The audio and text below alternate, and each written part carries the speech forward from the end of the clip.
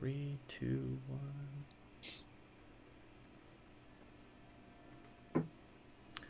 How's it going, everyone? Welcome once again to the weekly podcast. I think we got a pretty great show in store for all of you. Green flag, green flag.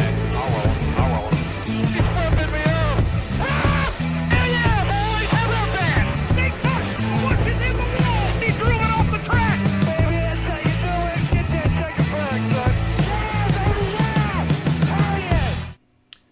And yes, welcome everyone to the NASCAR Weekly Podcast. This week we're on my channel for the second week in a row. I don't know what I did to deserve this, but all the attention is very nice and very welcome. I'm Eric. Welcome once again to the show. We have our usual panel, minus Danny B. He's not here. He's out selling cars somewhere, making the real money among all of us. But we're joined, of course, by Darian here. You might also know him as Black Flags Matter on YouTube. And then we have Jarrett Lundberg, also known as the Iceberg. And this week our special guest is someone who you definitely are familiar with. Whether you realize it or not, you've definitely seen his work somewhere. One of the best reporters in the NASCAR garage. We're joined this week by Jeff Gluck. Thank you for being on the show this week, Jeff.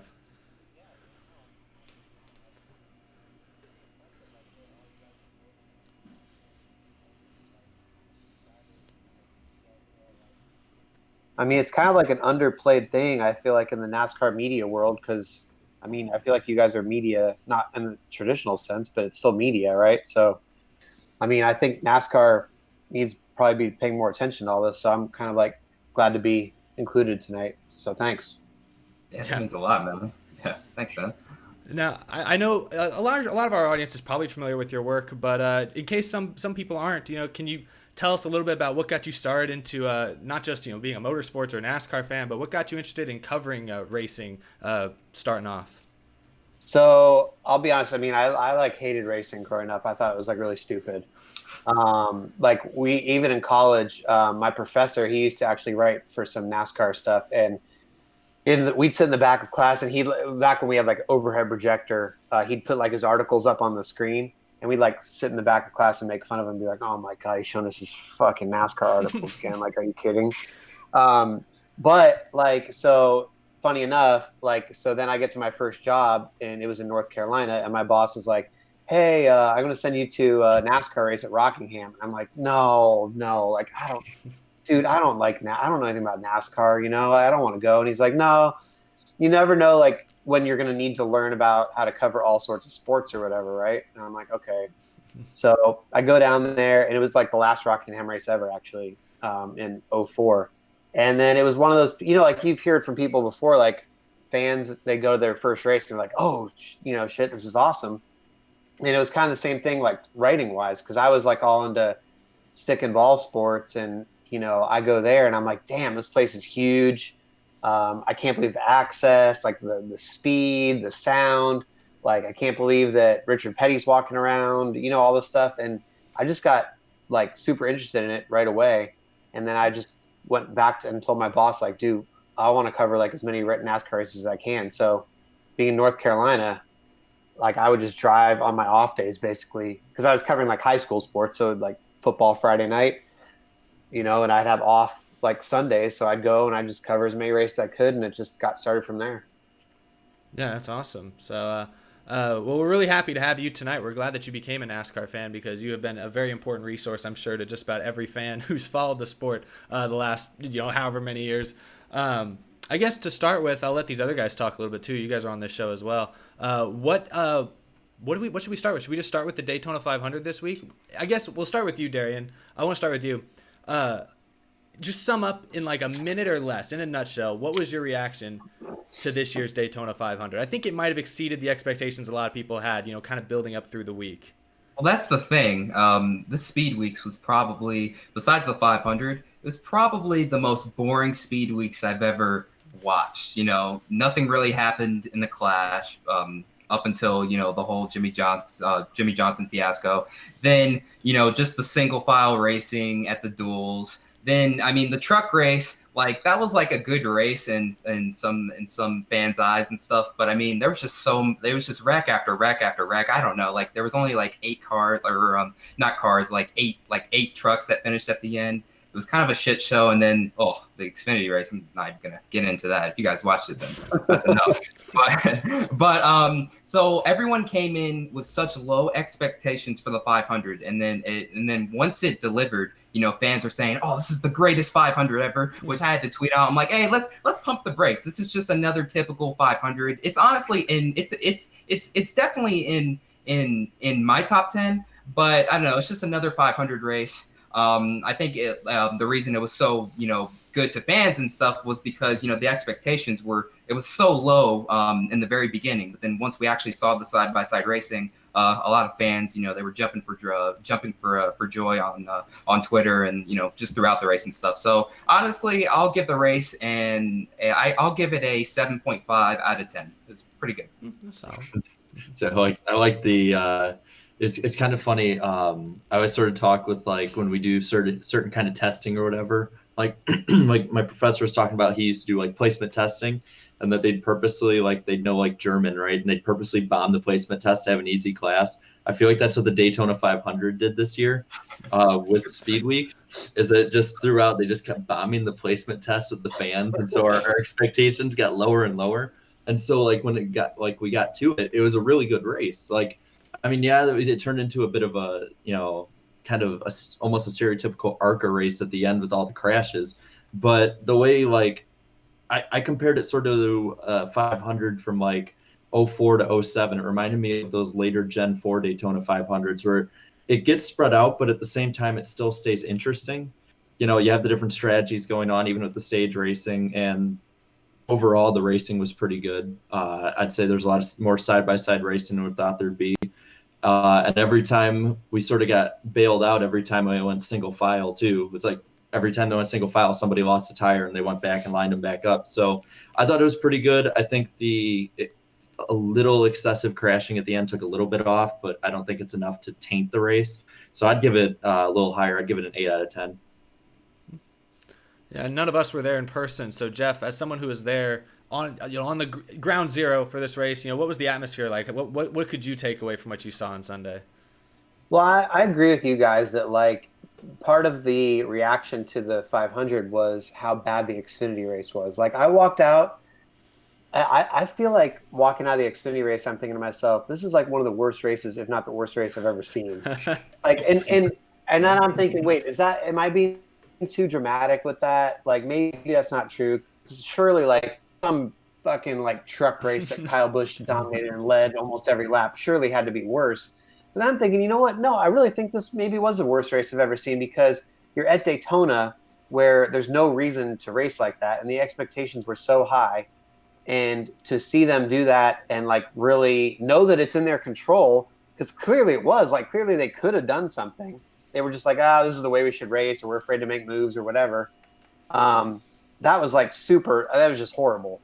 So then I think that the next, everybody's freaking out that night on Twitter, you all saw it, everybody's having a meltdown and being this is good. Oh, I had people tweeting me going well, this is it. I'm done with NASCAR. I'm not even watch the 500 this year. I'm wow, that's you at least watch the 500 first before you bail. That's really what, of all the things, that's what drove you over the edge, that damn Xfinity race. I made it to 2019 with all the changes, but also Michael Annett won, so maybe that drove them over the edge too. They're Annett won. No, that's it. I'm out. Now that Michael Annett has won, I was just waiting around for that. But so I do think though that that. So that when the 500 starts and they're racing side by side, everybody's oh, okay, yeah, they're this is how we thought it, what we expected, and everybody instantly got in this good mood, and everything was going great, and probably through 3/4 of the race, it was on pace to be a classic Daytona 500. It wasn't there yet, just on what had happened, but it, depending on how it finished, it could have been one of the best ones. Yeah. Because you had the base to make it a good one. It wasn't just going to be a great finish. You had a solid action throughout, and then it turned into a truck race, like we said, and then it just kind of but it was still decent overall. Yeah, I think what made me the most frustrated, because I agree with you, I thought that was easily. I've been watching NASCAR for 15 years, but that was going to be top 3, top 4 Daytona 500s at least that I'd ever seen until all the wrecks. and I don't mind a wreck. Like I've said this before, but like you go to Daytona, you expect one big one. So when that first wreck happens with Menard pushing to Benedetto and it just gets squirrely, I'm like, it sucks to see because it was going so well, but you kind of knew it was coming. What I think pushed it over the edge for me was, Clint Boyer like not being clear and wrecking, or then Stenhouse doing his thing where he just dives in wherever people aren't. Those I was like, darn, those were avoidable. So at that point, it kind of it dampened the race for me personally a little bit. I was thinking like, man, this is like close to an all-time great 500. I was like, this is gonna save the sport. This is gonna be the greatest day in the history. And then the wrecks, I was like, now the negative. Then now there's gonna be those people out there that use this to trash not just NASCAR but plate racing. It's funny because I feel like I started out when I growing up watching NASCAR. I was not a restrictor plate racing fan. I didn't like the randomness of it. I find myself now defending and supporting these races more than I ever thought I would. So. I don't know, that makes me kind of question myself sometimes, but I don't know. I thought this race was still okay, still decent. From what you guys have seen, what kind of fan response have you guys seen? I feel like the response has been mostly positive. Oh, well, like from my end, this is the greatest 500 ever and stuff. Obviously, it's in my top 3. I'm just like, hey, guys, come on. I mean, it's just, just from my perspective, it was, I don't know, it just seemed like another regular, typical Daytona 500. Just you had your side-by-side racing, you're drafting the the typical wrecks and stuff, and then you had and all right, it wasn't the best. It wasn't the best last lap finish, but I mean it was decent. So you had that, and yeah, I mean it's just another typical 500 to me though. See, I'll hold this 500 in my heart for a special reason, is because I always hated the tandem draft. And I noticed that Speed Weeks had gotten so bad before the 500 that people were asking to bring tandem drafting back. Yeah. So I didn't see any of that after the race. I saw mostly positive. There were the people that were a little upset with the wrecking, which I understand, but mostly positive. And I saw nothing about 2-car tandems. So right there, that's just as positive a response as I can get from people. Yeah, I think too, like if you, like, let's say you had taken, okay, obviously, like you said, we need the big one to happen, or, that needs to be a part of a Daytona race. Otherwise, people are going to be like, what? So you take that 3/4 of the race, you take the big one, take away the dumb Boyer wreck and the dumb Stenhouse wreck, and then you take in, like, what if last year's last lap finish had then been onto this one? Like, that combination of those things, I feel like would have made this an all-time great, but that second red flag, I think it took away so much enthusiasm. Like, you had all this momentum. You could deal with one red flag, but that second one just dragged on. There was I never saw it, but there was a lot of people on Twitter saying that a jet dryer had gotten stuck on the track. Yeah, or that's something. what I heard. Yeah. I didn't see that. Yeah. That's why the cleanup was taking so long, because apparently a jet dryer got stuck and was leaking oil all over the place or something. So, yeah. Was there a reason? Part 2. Was there a reason that Fox didn't show it this year? Was there a problem? And you might be more familiar with this, Jeff. After the Montoya incident from years ago, is there an incentive now from Fox to not show jet dryer? Because that's what I saw too. I saw on Twitter, everyone was like, "There's a jet dryer messed up or broke down." I'm like, so why are they not telling us this? Because it's a 30-minute red flag for a 2-car wreck. Why are we it killed the momentum, like you said, and that was kind of what hurt the finish, I thought. But is there a reason that they would refuse to show it, or that nobody would confirm it? I think, again, so I was in the media center by that point, so I couldn't see because I wasn't up in the press box. I would have been able to tell you, but if it was a problem with the jet dryer, I think that Fox, they don't want to embarrass NASCAR. They are, as much as it's, hey, we're paying to broadcast the races, they view themselves as a NASCAR partner, and there's a very sensitive situation where NASCAR doesn't want to be embarrassed by them, and they would get mad if they're like, "Well, what are you trying to do to us here?" Now sometimes you have to show it, the pace car catches on fire. You're not going to be able to avoid showing that. But for the most part, I think that if they can, unless it really gets to that point, they're going to try to not embarrass them. That's interesting. I just wouldn't have thought that would have been a big enough deal where they would have thought that would embarrass. I don't know. I would have liked an ETA, because I was sitting there all right, I've made 3 bathroom trips. Do I have time for a 4th one now? During the red flag? Why are we still sitting here? But yeah, I thought that was interesting. So another thing that came out this week, and I know our time with you, Jeff, is limited, so we don't want to take up. We don't want to waste our topics here. But one thing I kind of want to hear your thoughts on. after the race, it was revealed that the overnight ratings, the TV ratings for this actually went up 8% from last year's Daytona 500, which I know for a lot of NASCAR fans is a welcome thing to hear, because the last couple of years you don't hear anything about TV ratings going up. But then it turns out, as we found out, I guess today, as they, the rest of the ratings, the full-on ratings were released and everything, that this race was flat from last year's. They're saying even viewership might have been slightly off. Streaming was up, but nothing super significant. What is all of y'all's reaction to this? I can start with you two if you want, Jeff. What's your reaction to I don't know, the TV rating side of things in this case? Well, I think there was it's kind of a shame there was so much false optimism and celebration after the first, because usually I think when the overnight ratings go up, which the overnights are like the big cities, and they have, I guess, better technology that Nielsen has there to get those ratings faster. So it's a selection of the big markets, and usually those pretty much go in line with the overall rating. So when those went up, I mean, you're seeing all the stuff on Twitter. Oh, maybe Barstool Sports helped them get better ratings, or and I was sure that it was going to get a better rating because it ended later than last year. So you're getting closer to prime time. You're not up against the Winter Olympics. So there was really no reason to think that it was going to go down or even be flat. Like it should be up. So then when it comes out that it wasn't actually up, just kind of got quiet. I feel like on Twitter, everybody's oh shit, that's not good. And it goes back to that kind of uneasy sense of what the hell's going on here in the sport? When's it going to bottom out? I don't know. I gotta be honest. It was kind of a sort of a gut punch, a gut punch, man. I was like, oh, damn, I thought ratings were up, man. And then I don't know. I was just a little confused at first because Monday morning I see the overnight 8%. I'm like, woo, there we go, ratings are up. All right, we're gonna be all right here. And then today is coming out okay, so now all of the ratings came in and it just flatlined. And then I'm sort of like, what? I'm like, wait, then what's the point of announcing the overnight ones, but they're not all of they're not the entire ratings. You know what I mean? I don't know, that I was a little confused there, so I had to do some research on it and stuff. And then I found out okay, they do overnight ratings maybe the day after a sporting event, and then a couple days later they'll come out with okay, these are the total ratings and stuff. And I don't know, it's a little I don't know, now it's a little disappointing, but I don't know, my view of this season is that it's kind of a victory if we flatline rather than just keep going down and stuff. Because if you flatline, then that means, hey, it's nearly the same amount of people that, we're watching, compared to the year before. So whenever NASCAR races this year either flatline or increase just a teeny bit, I look at it as a win. So, NASCAR wins this week, I guess. Yeah, I'll admit I'm really surprised just how much they'd fall off, especially with how much of a gain they had.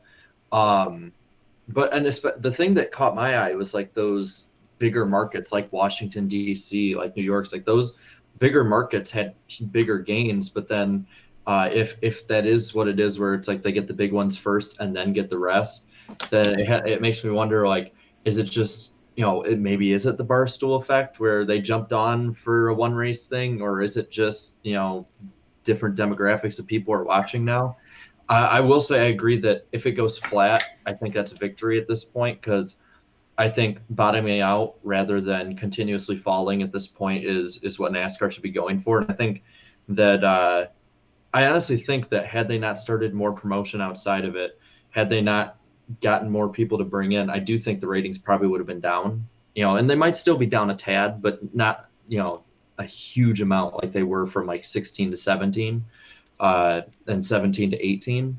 So, I mean, I'm not happy that it wasn't an increase from what it's looking like, but at the same time, I'm happy that it's not decreasing. At this point, being neutral on the scale is positive at this point.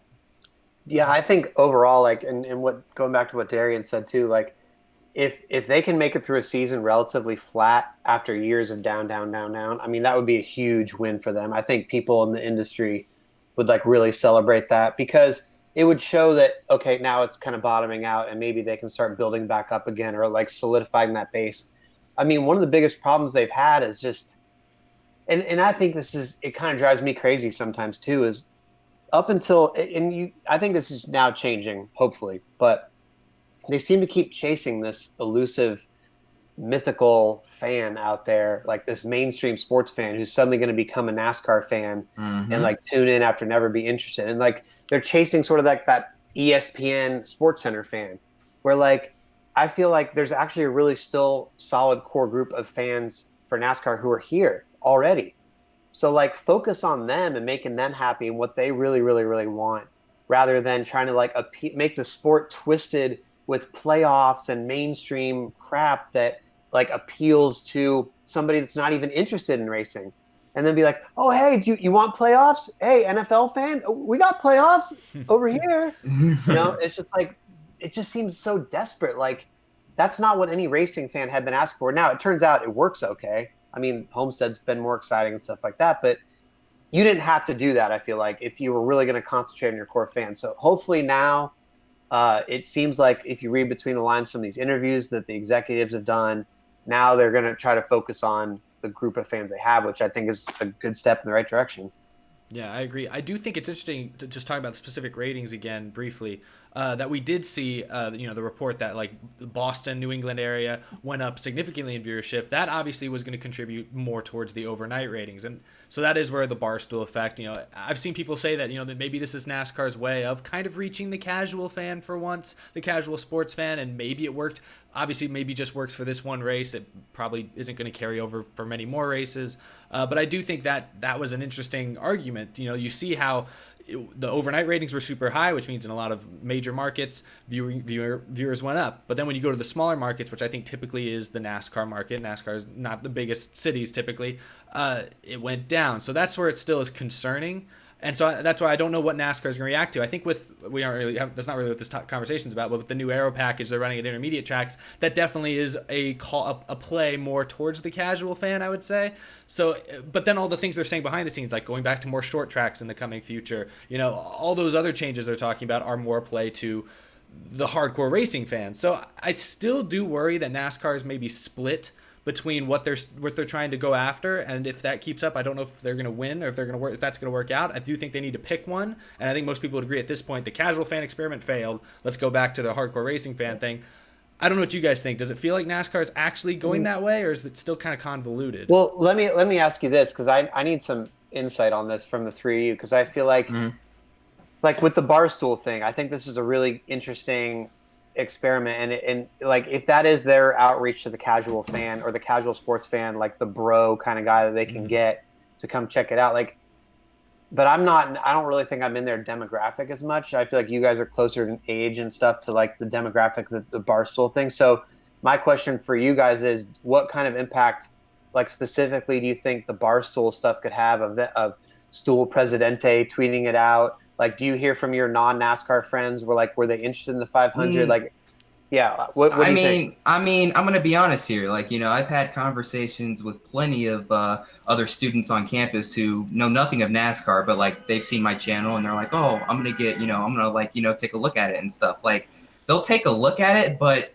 I mean, they're not going to watch an entire 36 race season, including, Xfinity and trucks. I mean, as far as the whole Barstool thing, I think it did have some sort of effect on, maybe helping the ratings flatline. But I mean, it's good for the 500, but do I think that it's going to keep them around for an entire season and then they're going to eventually be, lifelong fans like we are? No.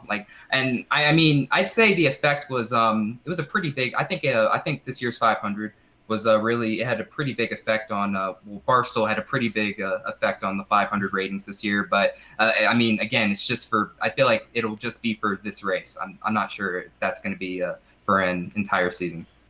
The number one thing I see, like, when I do talk to just a sports fan and I try to get them to watch NASCAR, or they do know something about NASCAR, the number one thing I see is that it's too long. And this, Denny Hamlin said last week that, hey, maybe we should shorten the length of some of these races. And a lot of people think he's crazy for saying that. I think a lot of people also realize he may be right. I think 3.5 hours, or in this case, the Daytona 500 was over 4.5 hours long because of those red flags.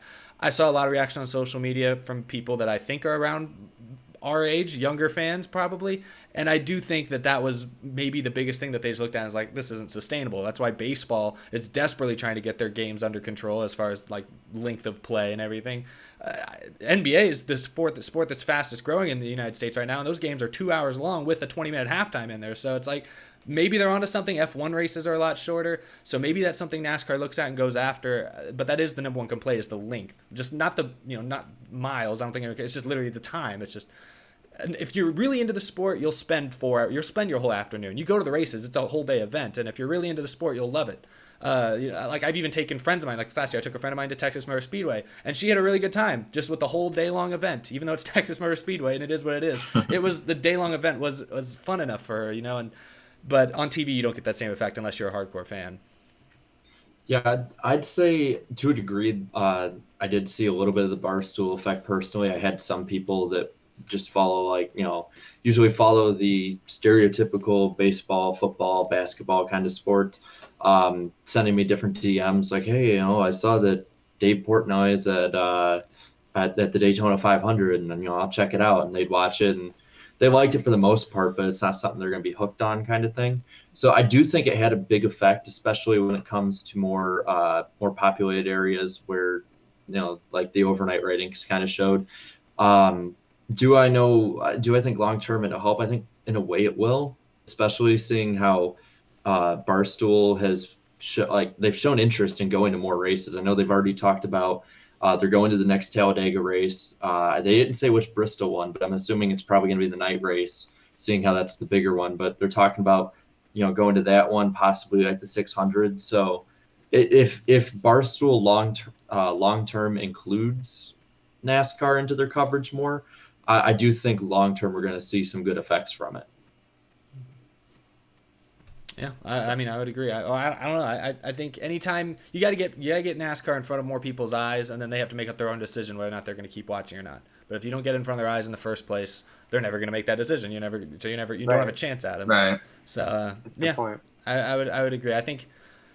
Yeah, I don't know. I don't really have anything else to say. I don't know about you Well, guys. I mean, I do want to say, I do admire, NASCAR finally going in that direction, with advertising and all that. I mean, $15 to $20 million are being spent this year in advertising outside of their programming. And I had to think about it when that was first announced. I was like, wait, oh yeah, that's right. We haven't been doing that. That's like the most obvious thing we're supposed to be doing. Like, hey, no wonder ratings are falling down. So, I mean, give them credit and stuff for, at least trying and going in that direction.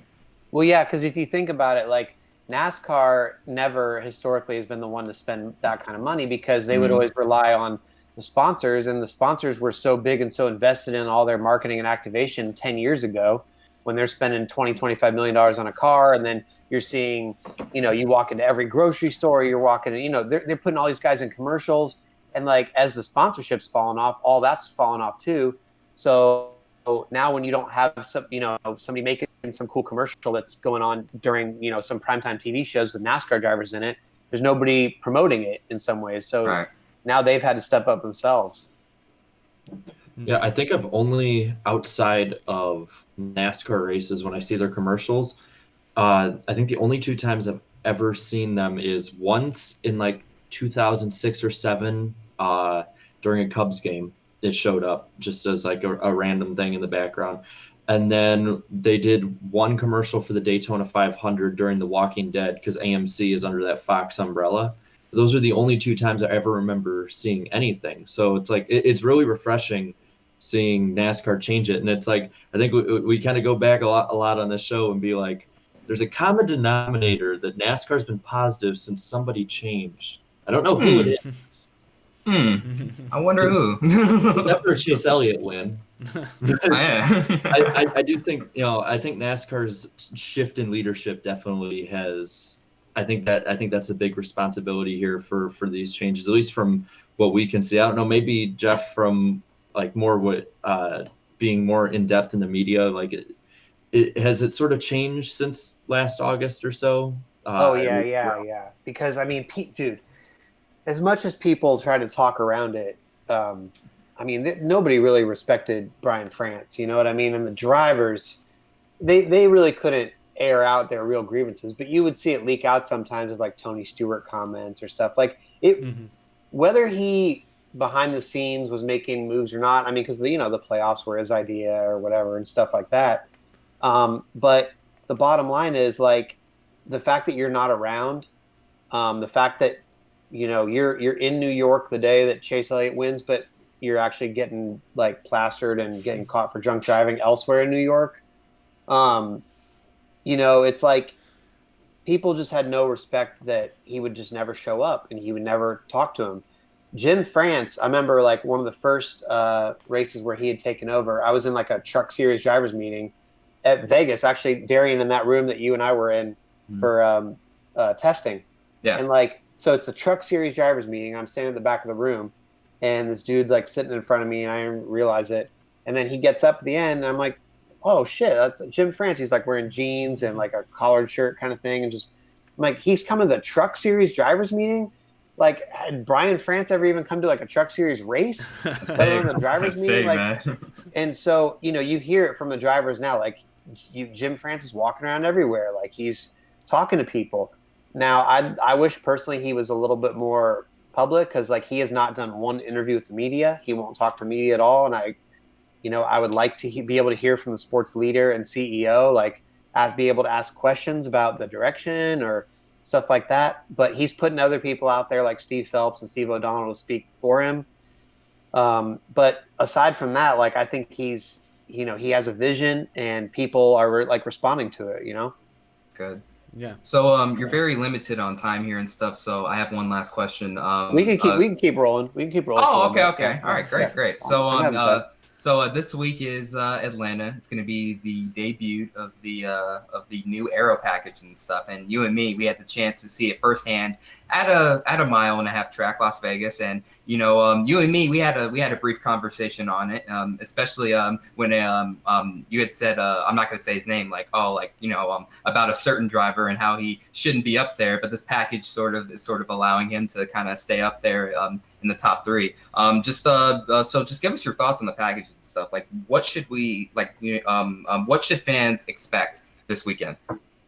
Well, I'm really torn on this weekend in particular because, like, as we've gotten to start to go to talk to about Atlanta after Daytona, like everybody's talking new Aero package, but it's not like the real one yet. Like it's not the full one that we saw in Vegas, and I feel like that's the one that's going to be used at Fontana and Kentucky and Kansas and Texas and Indy and all this stuff, right? Like that's the one that we're really going to see a lot this year. And this one is like sort of, I don't want to say half-assed, but like it's lower horsepower and stuff, but they're not using the aero ducts in the same way. So I think this is sort of going to be like a half version of it, but I don't know what to expect because I don't really think anybody's seen this yet, like this half version of it, how it's going to work with the full field. I think it'll naturally be somewhat of a good race just because the tires will wear out, but everybody's going to want to jump to like a conclusion after this first one and be like the Aero package, blah, blah, like, I hate it. But it's good you said that because like I didn't know they were using some sort of half-ass version of the package and stuff this weekend. So that's good to know. And it's good for a lot of the fans to know right away that this isn't like the real deal yet. We'll have to wait until Vegas and stuff. But I don't know, like I don't know. It's just I'm a bit torn on this. I'll be honest because like a lot of people are saying like, oh, it's gonna be like IROC. And when I was a kid and stuff, watching IROC, like, oh yeah, like a lot of those races were really exciting. But then the other side of me is like, okay, but then you'll have guys like, I don't know, I'll just throw his name out there, like, oh, is a Bubba Wallace gonna be running in the top 10 with that crappy car he's in and stuff, and even though he really shouldn't be up there and stuff. Eric's laughing. Like even though he really shouldn't be up there. You're so and stuff, hard on Bubba, man. I'm just hard on his team. It's his car that sucks. I mean, yeah. It's just his team, So I don't know. It's going to be really interesting to see if the smaller teams will be able to stay up there and stuff because we saw NASCAR do a bit of that in testing. They would have Landon Castle start on the front row, and he was able to stay up there for about 2 to 3 laps, but then eventually he had to pull in because he lost the draft. So I don't know. Jarrett, what do you think then? I, s- I don't I don't know exactly what to think about this week. Like I think what it's going to end up being is the good cars are going to be up front and good. I think it'll be a little harder to pass, and I think it'll be closer together, but I don't think necessarily closer means side by side, right? Like I think there'll be like cars spaced out pretty a lot closer than it was last year. Um, the thing is like Atlanta is so different than most other tracks. You can't get a gauge even if they use the same package this weekend. I don't think it's so worn out compared to a lot of other tracks, and it's just like those little small differences it has compared to a Las Vegas or Kansas or Chicago. So I'm hoping for a good race, but I'm cautiously optimistic after testing, especially after looking at the night testing. Like that was the one that I was like, oh, okay, this has potential. So I'm gonna say it'll be closer, but I don't think it's gonna be like it's not gonna be the IROC that everyone's saying it is. And if it is, it'll be a pretty awesome race. Well, I think yeah, it's a good point that Atlanta is it's very different than a Las Vegas or really most all the other mile and a halves. I think because of that, for that reason, I don't think the racing's going to look as drastically different. These are just my thought. I don't know. These are my opinions. I think with the worn out track surface, what we saw in the Las Vegas test was like, they could stay sort of in a pack, at least in a drafting line for at least 10, 15 laps sometimes. You still have 8 or 10 cars in that lead pack, and that's with a smaller field. I don't know that Atlanta's. If I had to speculate, I would guess Atlanta. It's going to be harder for that to happen. I think with the tire wear, you might be able to stay in a pack for 5 or 6 laps, but before too long, handling is going to come in to be more of a factor, and cars are going to have to lift, even though that's the one thing that everyone's kind of doesn't think we're going to have to do too much. At Atlanta, I think you will still see some guys have to lift at some point, earlier in the run than say perhaps at a Texas or a Las Vegas. So I don't know. I am definitely interested, but I agree. I like what you said there, Jeff, about like people on social media or just in general, NASCAR fans are going to be quick to jump to conclusions after this weekend. They're going to be quick to either love or hate or so on with this package before they really get a look at what it's actually going to be or what it really is going to look like at the majority of races this year, because we're only going to see this version of it, the baby version or whatever you want to call it, at like Atlanta, Homestead, I think Darlington, maybe one other track. I don't remember all the specifics. So the majority of the year is going to be more like what we saw in that test. And I will say, I'm also kind of on the fence. I get what you guys are saying. Everyone's very conflicted about this package. But when we saw 4 wide racing in a test session, I will say that piqued my interest. That made me kind of like, okay, we might have something that can do something here. But I don't know what y'all think about that. I have struggled with this so bad. Like when they first started talking about this last year, my first reaction was, because fortunately I'm in a position where I get to make my own schedule, right? My first reaction was, okay, well, fuck that. I'm not covering a single race then where they do this stupid ass package because it's fake racing. It's not real racing, and I'm not gonna spend my time and money to go cover this shit. Like, fuck that. It was that extreme, really. Well, like I was like super mad about it. You know what I mean? Because I was just like, no, like this is not what I want out of racing. And then as time has gone on, I've like obviously calmed down and stuff, and now, after being at the Vegas test and stuff, and you look at it, you're like, I mean, okay, this is actually kind of interesting. I mean, I don't know that it's going to be like the best true display of driver talent, but damn, if I'm not like, here I am. I mean, with Darian, we're like standing on the roof at a Vegas test, and we're watching like every lap of a test. I've been to test before, like Vegas last year, preseason test. And like pretty much you sit in the media center all day and you hear they're testing single car runs. Single car runs. Yeah, you're getting your work done. You're answering emails. And you go out and talk to them. Hey, how's the car? Great. Okay, cool. But like it's like, oh god, they're gonna go out again. Let's go up to the roof. Go. Like I mean, if we're that excited about it in like a test and you can't take your eyes off it, then I don't know. Maybe it is a good thing, but it's definitely going to be different. And so that always means an adjustment. See, I like what you said about your initial reaction, because we had, I want to say like the last week of July, I think it was, or like the first week of August last year. It was the first week of August, I remember, because that was the one where I was in a Kmart parking lot. And there's a long story behind that one, but we were reacting to like that news when it was first starting to come out, and we're just like, great. Now every stereotype they've ever said about NASCAR, where it's just anyone can do it, a bunch of guys can turn left, like screw this. And we had a bunch of friends who were like, yep, after this year, I'm never watching a race again. Kind of. Yeah, But and it's we're like, whoa, like, come on. well, I remember at the time, all four of us that were hosting, we were pretty peeved about it. Well, I'll just say that we were definitely much closer to the screw this, we'll just find something else to watch crowd. But it's like the more that we see it, and especially like I wish they would have shown the night test the most. Like because like I watched the first one they streamed online, and I was like, oh okay, it's not terrible, but you know it's like it could have been better. But it's like the night test. I was sitting there on Discord with a few friends of ours, and we were all like, yeah, okay, this is cool. Holy crap, they're going too wide. Oh, they're 3 wide now. It's like, and then when they went 4 wide down the front stretch, we're like, oh my gosh, we might actually have something here. So, like, I'm hoping they can get to that at least for some of the race. Like, I don't want to like tout it like it's going to be the greatest thing coming, but at the same time, it is intriguing to watch, and it is fun to watch. And just the whole deal with again the baby version of the package, and then with it being Atlanta, like just Atlanta itself is such a different beast. It seems like the way that just the track is so old at this point. I mean, I don't know. Like we actually were talking about this earlier, and I kind of want to see what you thought about it. That or at least earlier in the week, I want to see what you thought about it. We were saying that we think Atlanta should just get it over with and do the repave already, because at this point it's like if the racing doesn't change with this package, like I don't know, there's really not much they can do for it, right?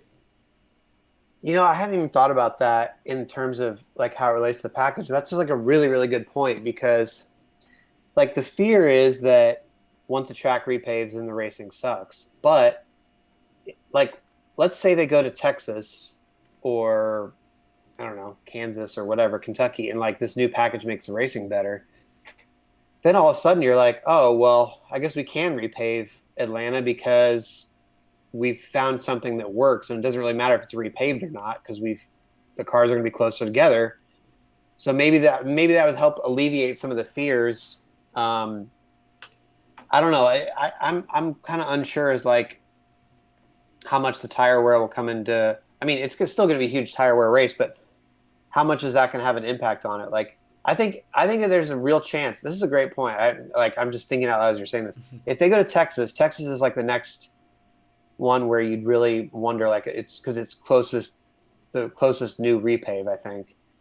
If they went to Texas and it was like a great race after Texas usually sucks, I think Atlanta would be like, all right, we're good. Let's do it. You know, because yeah, that makes sense. That's a great point. I'll probably ask about that this weekend. It's a great point. Like I wonder. Yeah, like oh, sorry. Oh, go ahead. Oh no, go ahead. Oh, I'm wondering too, because like we've heard with the Gen 7 car, you know, presumably going to be released in 2021. Like, would tracks though be too afraid to change too quick? Because we don't know what aero package they're looking at or what package they're looking at, what rules package they're looking at for the Gen 7 car. And I don't know if you maybe have any more insight, if you have inside information on this, Jeff, in any way, shape, or form. Probably more than us though. Like, how much is NASCAR? Do you think NASCAR is looking heavily at this year's aero package, and do you think there's actually a chance that they could just take what we see this year on mile and a halfs and turn that into the Gen 7? Everything I've seen makes it sound like they're going to just maybe take aspects of it, but it sounds like I don't even think the high ups at NASCAR want flat out racing at like full, like pedal to the metal, you know, full throttle racing at mile and a halfs. But if it is great at Texas, if it is great at Las Vegas, does that become the Gen 7? And if so, like, how would the fans react to that? Because I know on my videos, when I make videos talking about the package, I feel like I have to reassure people that, well, we are getting a new car in 2 years, so you know, if you hate what you see this year, there's a good chance it'll change. But what if it doesn't? I don't know. That would be, if I was a track, I might be afraid to like jump too heavily after what you see in 2019. You know, it's interesting because like they had this rules briefing before the year, and they kind of like touched on some of the things that they might want to do for the Gen 7. But then you hear like I read Nate Ryan's article with David Wilson, who the head of TRD, and he's talking about like, yeah, they're just going around right now and getting feedback from the teams, and they're going to have to push it if they want to get it ready for 2021 and stuff. And I'm like, wait a minute. So like they don't really actually they don't know what they want to do yet. You know, like everybody's been talking about, oh yeah, the new car's coming. And I guess I assumed when I heard that they had some like blueprint of the car already behind the scenes, and they were just working to like start getting it ready. But they don't even know what they want it to like look like yet at this point. So it's, I mean, 2021 is not that far away for building a completely new car, and they don't even have I don't even think they've really just started the design process. They don't know what they want, what elements they want. So Really? that's Wow. my impression. I mean, I think they're just like in the early stages of it. So that's it. That's what that scares me a little bit, because from remembering Gen 6, like it was sort of the end of 2011. I remember seeing or hearing anything about that car, and in hindsight, it almost feels like Gen 6 has sort of been rushed in. I don't want them to make that mistake again, because if they do, it has to be a huge financial burden on the teams, especially the smaller ones. And then if the racing product doesn't improve, well, you know, and the way they're talking about rebranding the sport, that Gen 7 means more than just the car, that kind of scares me in a little bit of a way, because it's like, if you're kind of trying to rebrand everything around the sport, but the racing is, you know, dull per se compared to, you know, how it's been or compared to how they market it, it's like, then there's serious problems there, because you can't just go turn right around and be like, well, Gen 8 will be better this time. Oh yeah, Yeah. I didn't realize that. Like I figured like there was already like a plan and you know they had like some stuff together. But if that's the case, 2021 seems like it'll be way too early for this. Like you should maybe push it back maybe a year or two, you know, something like that. I mean, I don't want another case of like, you know, like Jared just brought up the Gen 6 where, oh, you know, we're just going to rush it. Like, oh, it looks good, but you know, the racing product isn't that good. Let's just release it. Like, no, I don't want like another situation like that. Mm-mm. Yeah, I mean, I'm sure they have at least theories, or you know, that they have a list of like, here's 10 things that we could put in the car. Realistically, we're only gonna be able to put 5 things. These are the 5 things we're gonna focus on there. But they have an idea, I'm sure, at this point. Remember, what was it a couple years ago? They talked about the X3 car. Was that what it was called? Where NASCAR had like sort of like early plans for a prototypical race car, perhaps, that had very different aero things than what we see now. So I'm sure NASCAR is not just going at this completely blank slate with no idea of what they're looking for going into it. I'm sure they have some idea, but yeah, that does. I like when they made it public that, hey, we want 2021 to be the start of the Gen 7 era. I like that, because making that public puts pressure on them. You know, that means like, okay, we actually have to sit down and like start doing this, or that. It also makes it sound like they do have some sort of plan. But yeah, I don't know. So I pulled up the Nate Ryan article that I had read where David Wilson, the TRD president, is quoted. He says he told Nate that there needs to be blueprints for the Gen 7 within the next 30 to 45 days, and track testing needs to begin by the end of the summer. He said, I think we're behind as an industry. NASCAR is in the process of collecting feedback. They've been talking to every team in the garage this weekend. They're assimilating that feedback. Says, we had a meeting early Saturday morning about how we work together. We're still behind. We've got to make up ground somewhere. If you look at everything we've got to contemplate with this car, the scope is going to be massive. Wow. But it's just like, I read that and I'm like, you know what I mean? Yeah, like I don't. Well, It's not good. They've been touting this thing for so long, like Gen 7's in the production, you know, early production, and we're doing this with Gen 7. Remember they said a bunch of it last year. I heard stuff in 2017 about it. Like even end of 2016, like I think there were some people talking about it. It's like, wait a minute, you've been talking about this so long, and you're now going out and getting information. It's like if I had a paper due on Friday, and it's like if I just start tonight being like, okay, so I'm gonna start doing research. It's like, wait a minute, what? Like, no, this should have like. Oh, that's just. They should have had this like maybe I'm way back. overreacting, and yeah, maybe I'm overreacting, and maybe they're holding their cards to their chest. But it's like, if those questions arise, it's like, 2021, but probably shouldn't be the target then, or at least they should try and phase it in the way they were originally going to phase in the COT. Maybe like just do something that. I just don't want something that immediately just all the teams have to scrap everything they had before and go right into this new thing. And then, because it's just, even with the charter system and stuff, it's still going to cost a lot of these teams. I mean, you look at RPM, you know, they're struggling to get sponsors, or even a crew chief. You're looking at, you know, all these different, that just baffles my mind. Like, just because that's the first we're really hearing about it. Because for the most part, we just sort of Yeah. see what the mainstream has been putting out about it. Of, oh yeah, it'll just be, you know, 2021, it'll be here, it'll be great, kind of thing. It's like, that's tough. That is really tough. Man. Oh my gosh, that's gonna be something we can follow throughout the week. Throughout the year, really, as they continue to hopefully develop this idea further. So it sounds like. Oh, you go ahead. Oh no, go ahead. I was about to like transition. Oh, into I was something gonna else. transition too. You might have a better All right. transition than me. I would. Well, mine wasn't no. thought Like out. I was gonna talk about the 500 schedule change. I don't know if you were gonna talk. Oh about yeah, that. you can talk about that. I mean. Yeah. Yes. Yeah. So in case some of you guys haven't heard, or if you've been living underneath a rock on Twitter, Steve Phelps, he's the vice president of NASCAR, right? President. He's the president. Or president. I'm sorry. Yeah, he's the president of NASCAR. He was talking on one of NASCAR's radio shows about possible schedule changes for 2021. That include the Daytona 500 not opening up the season. And as soon as some NASCAR fans on Twitter got wind of that, everybody, well, not everybody, not all, but most NASCAR fans were going, oh my gosh, here we go. I'm not gonna watch anymore. It's the end of the world. Oh, it's tradition. But me, Eric, and Jarrett, we were sort of in the minority here when this first came out, because personally, like I don't know, like yeah, I like that the 500 opens up the season and stuff, but from 1959 to 1981, it didn't open up the season. It was either the second, third, or during one season back in the 60s, it was like the fifth or seventh race of the year. And you know what opened up the season during those years?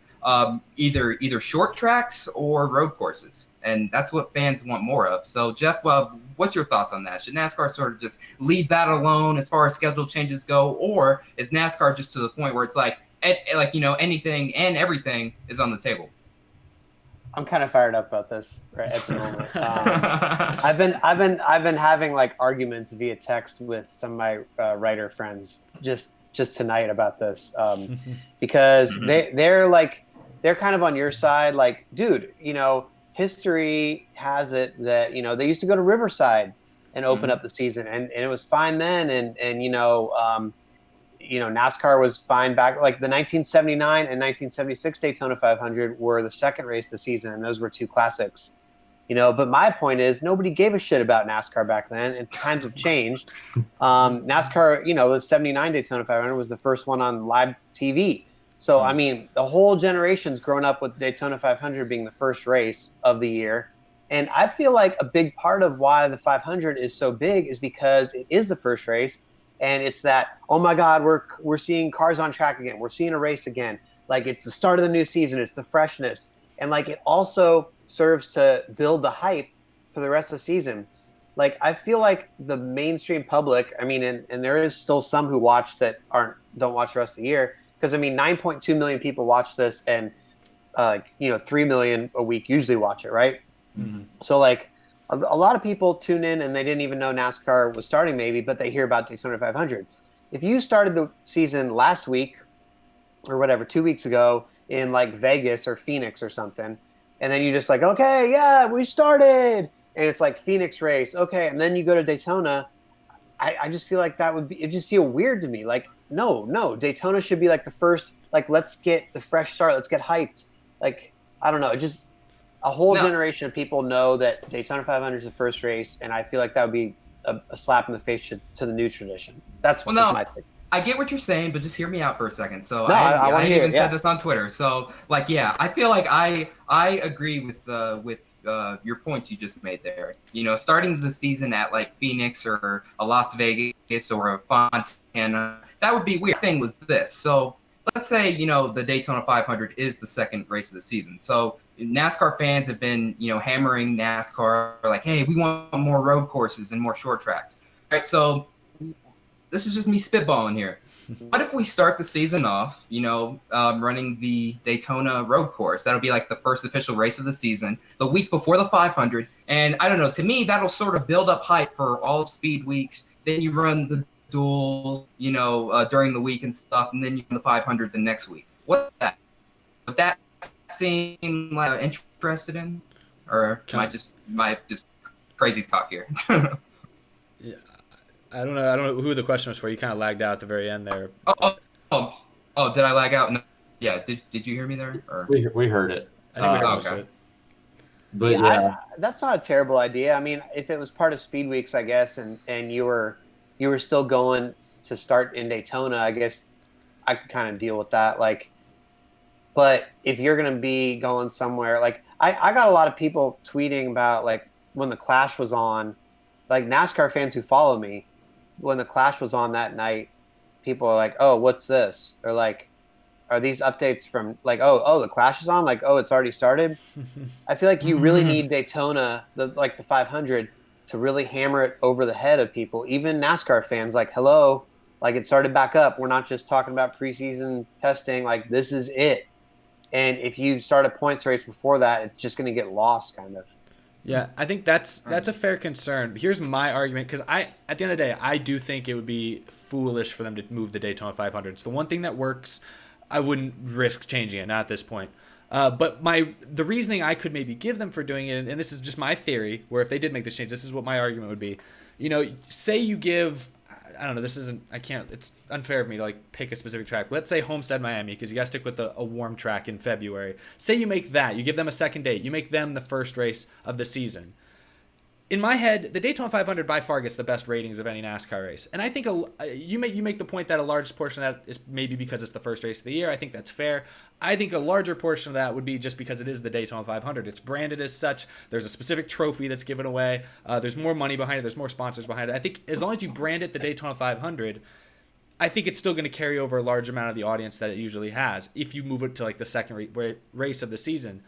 My argument would be like right now NASCAR has the Daytona 500, which gets great ratings, and then immediately we go to Atlanta and there's a significant drop off. If say you give Homestead the glory of being the season opener and you market it as the season opener at Miami, that's a race that typically, I mean, it's the championship race, so it gets okay ratings, but you know, that's a race that typically is one race with mediocre ratings. You could give it a second race that I don't think would get up to Daytona 500 levels of viewership, but it would at least be a jump. And I think in my head, and why they might consider testing this or experimenting with it, you could get the first and the second race of the season with pretty high ratings before you see a drop off at Las Vegas and Phoenix and wherever else. Versus right now, you got all your eggs in one basket, and if that race doesn't go well, it is what it is. But typically that race is going to do well, but then the second race of the season is not going to have great ratings. So I don't know if That's actually a great point. No. I really I can totally see that, and I hadn't really thought about it from that way. But I think you raise a great point, honestly. Yeah, I don't know. I think, but at the end of the day, I would be afraid. If I was NASCAR, especially with what I've seen from fans on social media the last couple of weeks about this rumor, I'd be afraid to change it. Just at this point, you know, you start to turn things around, and then if you want to get funky with it, maybe, I don't know. But well, I feel like NASCAR, they're just to the point where it's like everything's on the table, man. You know, because like the fans, they've been complaining for years, like, you know, too many cookie cutter tracks, you know, not enough short tracks, not enough road courses. Now NASCAR's to the point where it's like, the schedule is going to be unrecognizable. You know, it's like, oh, we're going to have the Daytona 500 here. We're going to have the Coke 600, like, you know, stuff like that. Like, I think in their head, they're like, let's, you know, change it up a little bit here. You know, let's run some of these traditional races, you know, on these dates, and let's add some new tracks here. Let's add maybe 5 or 6 new road courses. I don't know, like something crazy. I have no idea what the schedule is going to be like. I don't think anyone does, except the people who are basically trying to put it all together at this point. But it would just be so cool if they added, like, you know, street courses, you know, and all that. And then maybe add Eldora, maybe make that the All-Star race or something like that. You know, just like all these crazy ideas like that I've always had in my head and stuff that they might come to fruition. I don't know. It's going to be really interesting to see what the schedule is going to be like. Like, again, you guys pretty much made my points, especially with the TV rating point. One thing I don't want getting lost in all this is that the 500 wasn't the only Daytona race they were talking about changing up either. And they might not even, depending on if other rumors are true, like with scheduling, it might not even have to change. But how Daytona in the summer race was like rumored, I guess, to be the last race of the regular season. And I kind of find that interesting, coming also after hearing the rumors of possibly down to 28, and that number of 28 kept getting shuffled around. Well, if NASCAR is their last regular season races at Daytona, well, Daytona is the 18th race of the year, you know, usually, or 17th, so they can just sort of flip those depending on what bye week they want. So like again, that sort of is in the arc because I'll be honest, I'd be more upset with the summer Daytona race switching from their normal date than I would actually the 500. I just Really? I don't have like a specific reason either, other than just I like having Daytona around the 4th of July. Like I don't want it on the 4th of July because I got stuff to do. But Really quick, guys. It's snowing right now in Vegas. So Oh, wow. Congrats, I guess. It snowed. Well, no, it snowed before and stuff. But yeah, my mom was like, "Where are you at?" And I'm like, well, it's good to know you're not watching my stream, the podcast tonight. Thanks a lot. So that's why you turned your camera off for a second. That you ran out of the room to go check. to the Well, snow? no, I had to I have a window right here, and I just checked outside. I'm like, oh shit, it is snowing. It's snowing outside. So you're saying it's a good thing that the West Coast swing didn't start right now? And Yeah, push it a week back. Yeah, just start. What is it out there? 30 degrees. Wait till it gets about 70 degrees colder, and then tell me about bad weather. Yeah, but I see. I would not though. Especially because I know if everything's on the table, that means like possibly there not be playoffs, which I know some fans would like, some fans wouldn't. But we're just going off the assumption they keep it the same, and we do have playoffs because the way I'm thinking about it is we are right in that window of where we change the points format. We've had it for we've had this one. This is the 3rd year of this specific one, so we might have a change soon. But going off, if they keep the playoffs or the chase the same, whichever they keep, I would not want Daytona being the last race because it's just the ultimate crapshoot. Well, Jarrett, you said it yourself. I mean, this is entertainment first, and then racing second, though, isn't it? Yeah. I get it. I couldn't stand to see that. Now that's, of course, now I'm going back to my mentality of how I felt about the new package first. But I'd be like, my first reaction is I can't even stand to watch that race. If that was how NASCAR decided the champion of the sport to have a plate race, or I know not plate race, but whatever they're going to call them now, a tapered spacer race, at a super speedway. That'd be a little much. And also, just another good point I wanted to make here. A lot of fans, when they saw this yesterday, they were confusing it with the NASCAR playoff finale. Like we're going to end the season here. No, guys, it's just the regular season finale to see who gets in. So I just want to make that clear. Yeah. But I mean, I do understand though, from a racing perspective, it is stupid and stuff. But I mean, it's very dumb to decide who gets in the playoffs off of a race that is unpredictable. It's still better than Indianapolis. That's my point. I mean, it's way better than a race at Indianapolis would be. And I mean, this is just, again, NASCAR just trying to redo the schedule and stuff, just trying out new things or whatever. Maybe this is the case where, okay, let's just put it here for 1 year. Then they realize this is a total shit show. Let's change it up. Let's never do this again, type thing. So but I will bring up one thing though about the schedule.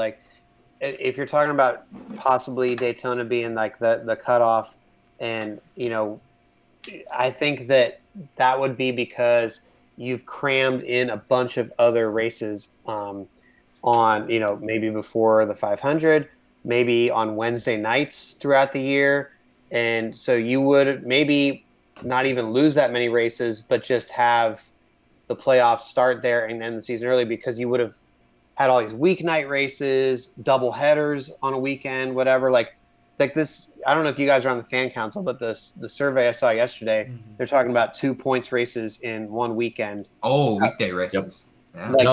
Like double headers. Yeah. On the same weekend? Yeah. Like they were asking fans about it. What would you think about a points race Saturday and a points race Sunday at the same track?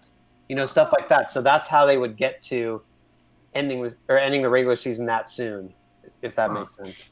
And with that one, my biggest question, especially being in the infield, is do we have to pay money for 2 races if we're just going to be there anyway? Are we going to get kicked out if we only pay for one of them, kind of thing?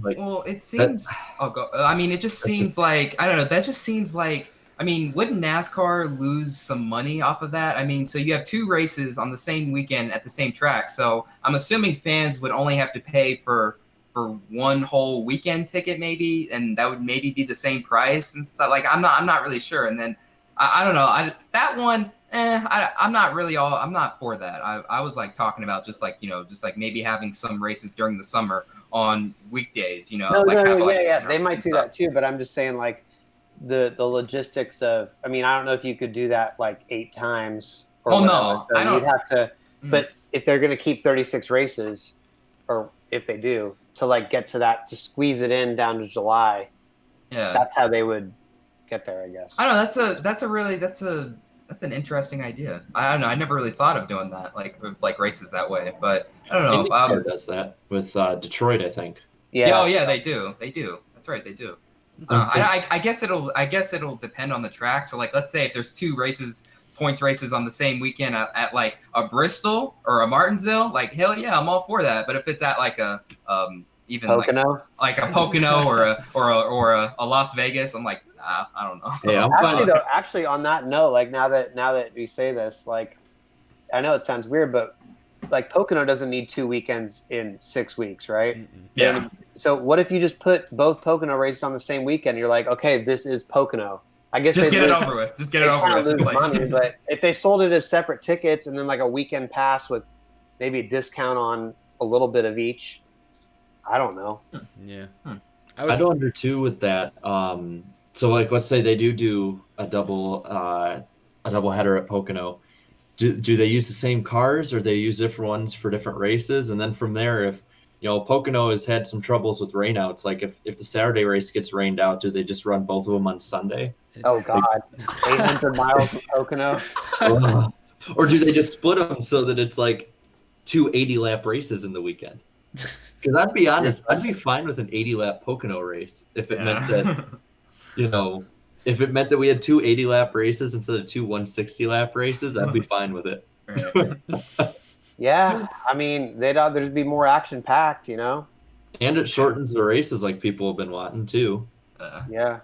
Plus, if you could give somebody value for their ticket by like running a truck cup doubleheader one day and then like an Xfinity Cup doubleheader the next day, and be like, oh, you're still coming to the track to get your 4 hours of racing. It's just Cup is shorter, and I don't know.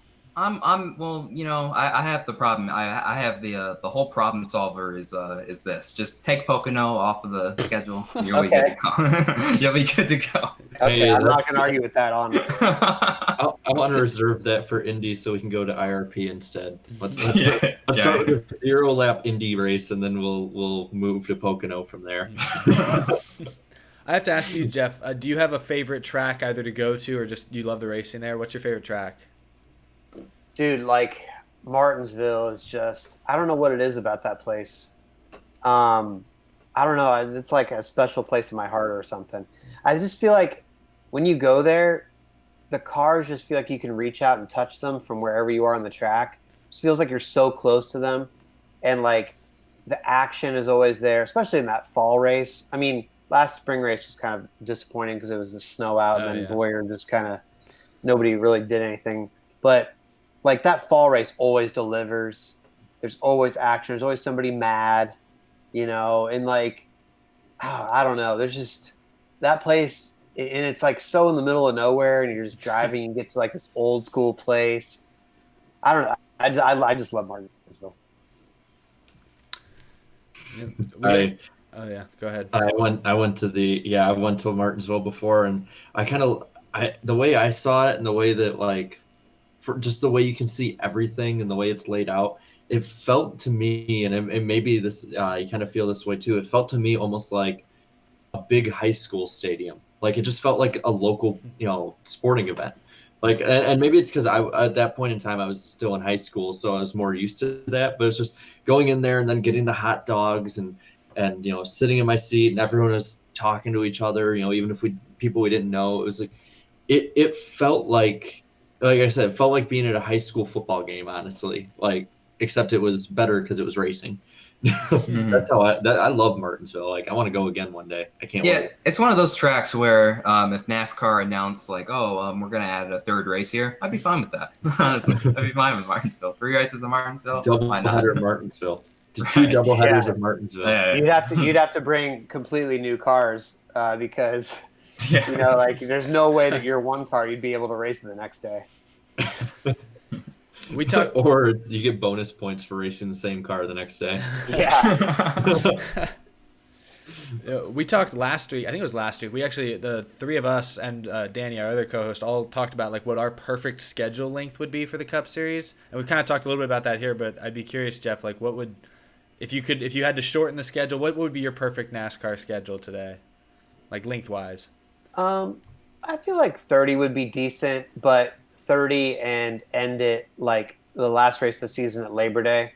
Yeah. So 30, you know, do some of the concepts we've talked about where you have weeknight races, maybe throw in a doubleheader. February to Labor Day, you get out. And by the time the next season goes around, people are like chomping at the bit, like they can't wait for it to start. And you don't get that sense of like people being completely exhausted and burned out by the time, you know, October comes. And even in like, it would even eliminate sort of like that August, you know, July lull right now where everybody's like, oh, okay, Michigan again. Oh, okay. Yeah. You know, because you would be packing, like that would be like when the playoffs are running, you know, and like you would be packing it in. So everything would be a lot more, I feel like, intense, and I just feel like it would be a lot better. It's just too long right now. People, it's so funny, like in the media center this weekend, everybody's like, hey, how you doing? Like, yeah, I can't wait for the season to start. Yeah, you know, like people are all positive and smiling, like, great to see you. Dude, like those last weeks in the media centers, people are like, I fucking hate you. Don't talk to me. I can't stand these people. Like, I'm so sick of these people. It's just long, you know, like, and everybody's cranky. So like, don't let it get that far, you know, like keep the freshness to it. Someone in the chat said 36 Poconos a season would be their schedule.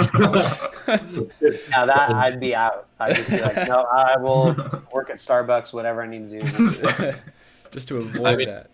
I mean, I could just go and for 36 weeks a year, go down the street and watch a train go by every week. For me, I always like, I always look at the schedule. It always changes for me. Because like when I was younger, and anytime people be like, you know, and this is back when NASCAR was bigger, be like, NASCAR needs to shorten the schedule, and I'm just like, no, it doesn't. You know, 12-year-old me would hate even anyone talking about it. But it's like, and I think that's the racing fan in me too, where it's like the racing fan in all of us, it's like, I'd be fine with the race every single day. But it's like, for just the common sense part, I think we all know that we got to shorten it a bit. My number was like 24 to 28, get done around Labor Day. If you have to, do Saturday night races for like the first, you know, week or two of the NFL season. But it's like, at this point, like the NFL, it's kind of like what that movie Concussion said. The NFL owns a day of the week. Like you cannot go against it. And NASCAR for how long now? Like decades has been like, nope, we're going to be the lone wolf that goes against them. And also the first playoff race for Vegas, it's on a Sunday night, you know, the same week as the NFL. Oh, that's right. That's right. Yeah. And it's like, and if you do Sunday night races, you're going against Sunday Night Football. So you know for a fact NBC's not going to move that. And then you also go against, you know, other big shows that, you know, because Sunday nights seem to be when they show all the big shows, you know, like when I think of something I do on Sunday nights, I watch Walking Dead. Like, even though it's not as big as it used to be, it's still, I'd say, bigger TV draw than NASCAR. Whereas if you can just get it to where your playoff run, if they do shorten it to that way, is mid-July through Labor Day, that's like the one time of the year where there's like no real playoff runs going on. Like, the NFL season just in and of itself you avoid. The baseball playoffs are going around October, November. You got NBA around, you know, May, and same with NHL around May and June. But it's like that period of time is sort of like, if we say it's a lull for NASCAR fans, for sports in general, it's kind of a lull period. Like, because that's really just when everyone's waiting for the NFL to come back. When if NASCAR could fill that void, this might be just wishful thinking, but it might be a way to sort of wiggle their way back into the mainstream. Be like, listen, hey, there's nothing going on. You don't want to watch 12 baseball games, you know, in the same week? We're here. We got a race on Wednesday night, you know, possibly, or, you know, we have our playoffs are heating up. We're about to crown our champion, and you got nothing better to do right now. Why not give us a try? Like, I feel like that would be a great way to get their place, you know, seeing how they're sort of having an identity crisis at this point. It'd be like their way of having an identity in the major sports market. Yeah. Good point. I want to mention we have 330 people watching live. We haven't done this all night, but we got to remind them to hit that like button. We're at 158 likes. We need to double that number Yeah, right here, right we now. like the lick the like button, everyone. Yeah. Lick that like button. Yeah. And then, yep. What were you gonna say? I was just gonna bring up while we were having a little levity here. Shout out Carnation. Carnation. Getting noticed by Dirty Mo for asking the age-old question of, do you like potatoes? Yeah, poor Dale didn't know what to say. That's kind of a perfect segue into my next question for Jeff. So, Jeff, we had a brief conversation at the Speedway and before we went live tonight about, NASCAR YouTube, about the whole NASCAR YouTube community and stuff. And, you being a pretty notable media member and stuff, just kind of talk about your interactions with the community on here, just good and bad, I guess. Well, yeah, I mean, I don't really know what NASCAR's view is of it, but it seems like this is something that they really need to embrace. Like, I'm just curious, have they reached out to you guys? Like, do they try to reach out to any of you guys? No. NASCAR specifically, no, has not. Oh. That's kind of surprising, honestly, because I feel like this is something that they really should be interested in, and like they should be like having you guys come to the track and make videos and being like, giving you access and stuff like that. Like, I've even had some NASCAR people, like when I started my own thing a couple years ago, they're like, hey, you should do YouTube because we don't really have like enough of a YouTube presence, and we need to see more NASCAR fans on YouTube and stuff.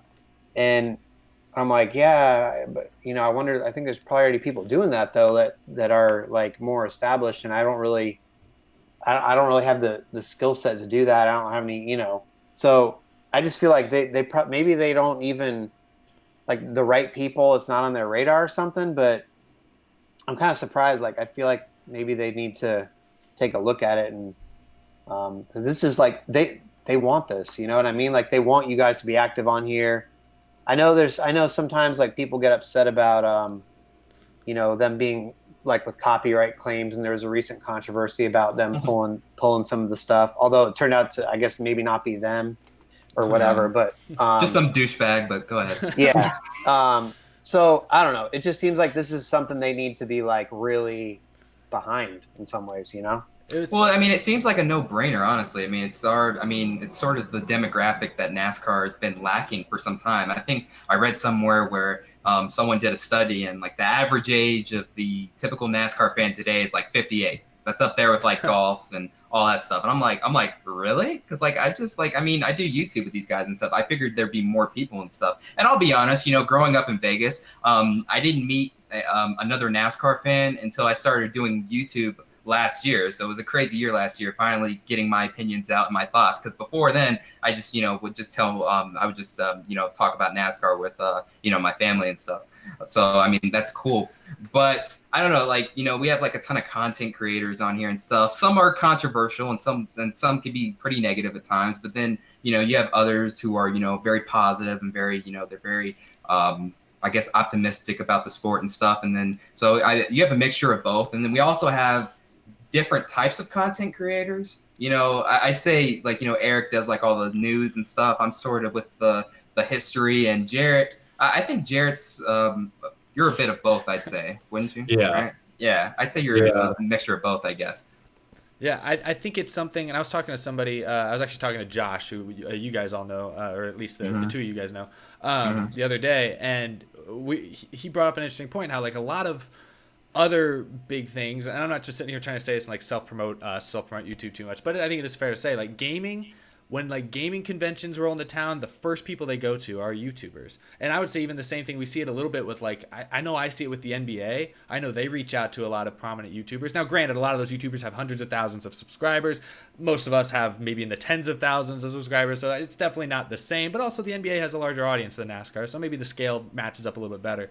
But I know like a lot of what I would call the more hot entertainment things these days, they do reach out to online, people. I don't know what else to call it. Content creators, I guess. That's who they reach out to. So when I'm talking to Josh, we kind of went back and forth, and it was like, yeah, I feel like NASCAR is kind of behind the times. I know. I don't know what your thought is on that, Jeff, with like how NASCAR media is. I feel like I've heard a lot of people say they still like to do a lot of more old-fashioned things that maybe they should move away from, but I don't know if that's what your thoughts are, or if that's what your observations are.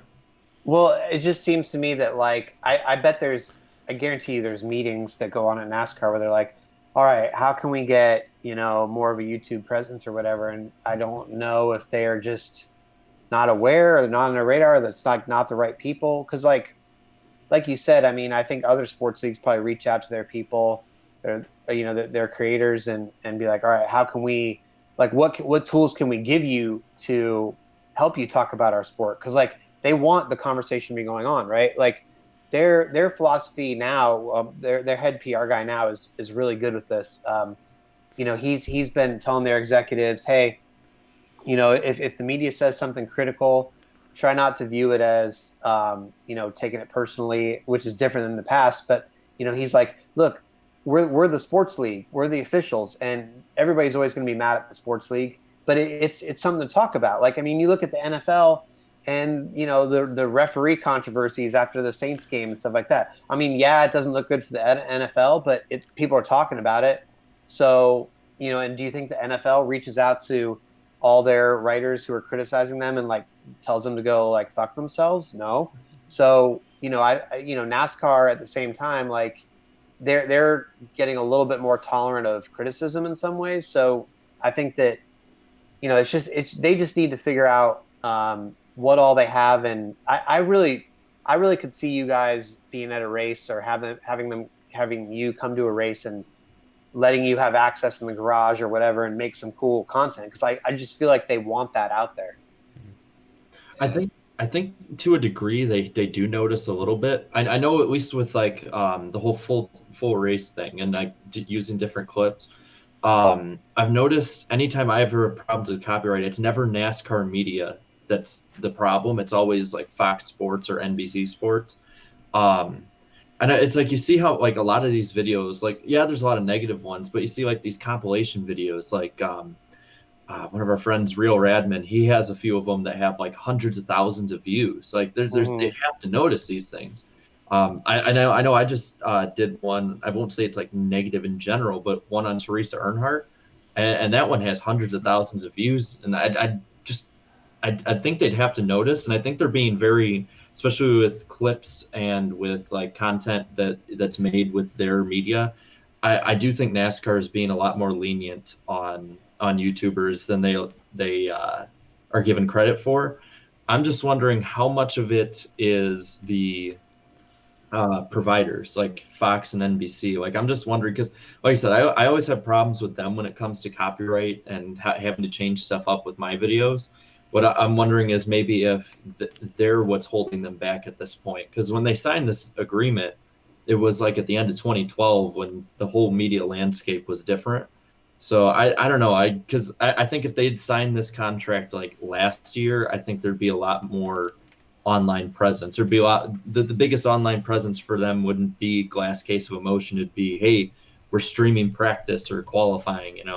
Yeah. No, I think that in the future, like, they're going to have a talk with Fox and NBC, because if that's true, like if that's the case where they're pulling stuff down, like it benefits Fox and NBC to let that slide, because it's going to create more interest in the sport, and then more people are going to watch their network. They're not really being harmed by having clips up there that people are talking about their content, because it's just going to encourage more passion and more interest in the sport, and then in turn they'll get better ratings, you'd think.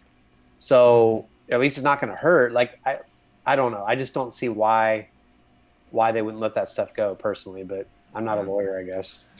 Fox Sports is, I don't know about these guys, but I know on my end, Fox Sports has gotten really bad with it, where like I made a video on Davey Allison, and they took down, like, they basically put a copyright claim on clips that were on CBS and TBS and stuff like that, like stuff that's not even their own clips, and so it's like, that's bad. Yeah, it's Fox. Like everyone tells me, some like dumbass intern is like sitting there. They probably just said, "Hey, search NASCAR stuff and put all these takedown notices on." They're like, okay. You know, that's what I'm assuming.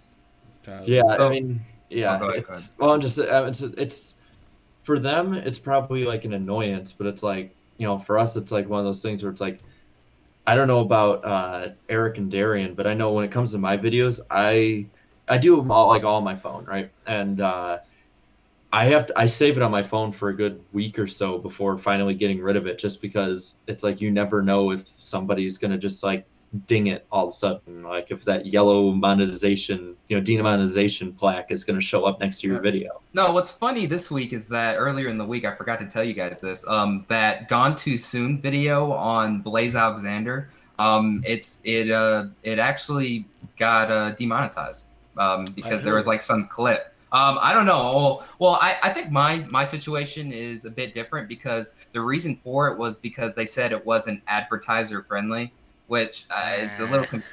I mean, it's a little confusing. Yeah. But then I asked for a whole manual review of it, and then that was like, yeah. So after a complete manual review, they decided nope, it's still not advertiser friendly. So I was like, all right. But they don't actually That happened to review my it. channel recently, and I haven't appealed it yet, but like on my channel, it said my whole channel got demonetized because I had a pattern of posting content that wasn't mine, and I'm like, no, this is all my stuff. Like I'm literally at the track, posting stuff, and I tried to like put in for the appeal, and it was like, no, you can appeal again in 30 days.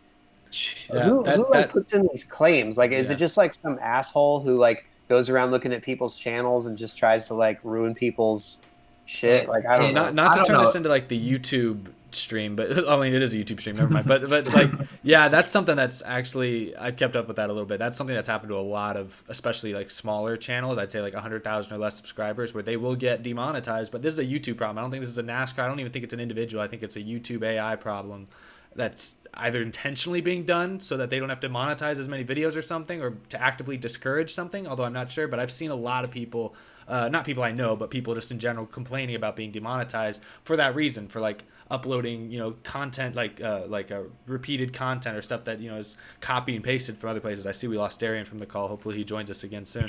But yeah, that's something I've seen happen to a lot of people, and it's just it's a YouTube bug that a lot of people are actually pretty upset about because it's messing with a lot of people's lives. Yeah, I actually did notice that too. So I like to follow a bunch of different political channels, left, right, in the middle. I don't care. I find it interesting either way.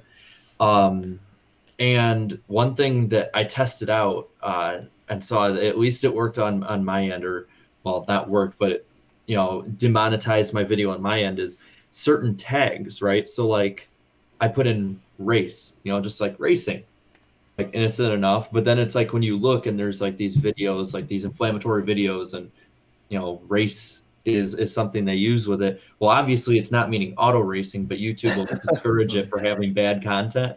So it's like just little things like that. Like I know that when I did it, I immediately put it, and I put my videos in private before making them live, and it was immediately demonetized even before a single person had viewed it. Like it just automatically, because of that tag. It was the only tag I put in the video too.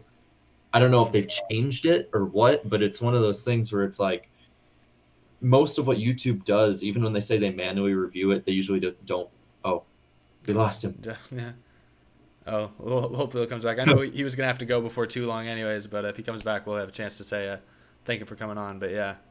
But yeah, that's what I've just going off that point though. I've had that problem with it where it's like they put these like tags, and it's like, again, I don't think they foresaw that, an IndyCar fan or a NASCAR fan puts race as a tag. They're that'll be fine, but I don't know. It's one of those deals that just it's a YouTube problem. Yeah. Well, we know Jeff was getting close to his time. His computer just died, so I just we were about to do an outro for him and stuff, just sort of like let him go and stuff. So I just let him know he's free to come back on if he wants to do that. So yeah, so we might see him later. If he wants, yeah, if he comes back on, we'll thank him for coming on in person. But if not, Jeff, if you're watching wherever you may be, we want to thank you so much for coming on our podcast and spending better part of an hour and a half with us talking about racing. Yeah, it's only supposed to be on for only supposed to be on for like 30 minutes. So I mean, Yeah, it was good talking to him. A lot of good thoughts, a lot of good takes. Really insightful, really interesting. So really nice of him to come on. I guess now, unless he does jump back in. Oh, well, here he is. Hey. Well, yeah. Almost. Back. He's back. Sorry, my laptop wasn't plugged in. It went all the way down to 0 and just died. So Yeah, we were just about to let you go here and stuff. So if you really quick just want to say, where people can find you and just maybe talk about your website. sorry, I glitched on you. What did you say? I'm sorry. Oh no. Oh, okay. Yeah. We were just about to let you go here. Before you go, if you just want to say where people can find you and all that. Oh shit. Okay. Yeah. Well, my name is Jeff Gluck on Twitter, Jeff_Gluck, and my website's jeffgluck.com, and my podcast is the Untitled Jeff Gluck podcast. So pretty much, I don't really have any creative names for anything. That's just where you can find me. So yep. You're your My own my YouTube channel sucks. Like, it's not really worth viewing, so I'm not even gonna plug that. Well, you're your own brand. That's the whole stick. Yeah. Yeah. So Jeff, thanks for coming on tonight, man. And I guess I'll see you next week. Yeah, that's right. Damn, I didn't think about that. But yeah, no, thanks for having me. I really enjoyed this, and hopefully, maybe I'll like tell some people in like the NASCAR world, like they need to pay more, hey, you guys know about this stuff? Like, I feel like they need to be paying more attention. I'm kind of surprised they haven't reached out. So hopefully in the future, you guys will be coming to some races and making some content live on site. Yeah, that's a dream, man. Hopefully. Yeah. We really appreciate that. Yeah. Cool. Yeah. Thanks for coming. Have a good man. one. Yeah. Thanks, guys. for coming on, man. See ya. You have a good one. All right. That was awesome. Yeah, That was so fun. again, I was saying it before, but again, a huge thank you to Jeff Gluck for coming on. He's a very busy person, obviously, one of the most influential, one of the most talented members in the NASCAR media world. So really cool for him to take the better part of his evening to chat with us, and yeah, that was a lot of fun. Yeah, I it guess was a blast. to before we're at that point, this actually works out perfectly. We're at that point in the stream now, about 30 minutes left to go, and you know what that means, everyone. Atlanta picks and predictions. You guys ready for this? Oh, wow. We've been on for like an hour and 30. It just flew by. I love that enthusiasm. You guys really seem ready for these. For this I'm segment. ready. Let's do it. I'm ready. Let's go. It's a good thing I've given zero thought to my predictions this week. Although I think with the new Aero package, honestly, all bets are off. Right? Well, technically, like Jeff said, this isn't like the new But it's package still that I have different. had. Yeah, It's still yeah. different, and I don't know what to expect. So I guess so. We're gonna start with our who's gonna suck. Who wants to lead that off? Oh, I'll start off with it. Nope. I said it first, Jared. Too bad. You can raise your hand all you want. I'm doing it first. All right. No, who's gonna suck? Good old Bubby Wallace this week. Well, Wow, you're going off on a limb. Yeah, real taking a leap of faith on that one. See, I'm gonna go at least. Well, explain your pick if we need explaining. I need explaining. Oh, he might have lagged out. Oh shoot, he's frozen. Wait, hold on. I'll put him on the stream. He's frozen. Everybody. Oh gosh. Oh wait. Great, we're gonna have to have a call-in host. I don't know what's going on now. Everything's going wrong. But all right. Well, yeah, he's frozen. He's gone. He'll have to explain himself when he gets back. I'll go with. I'll do my suck pick then. Okay. I'm gonna go with none other than the Rocket Man, Ryan Newman. Ooh. I think Newman's gonna suck. And actually, you might have seen me lean over during the stream because I dropped it.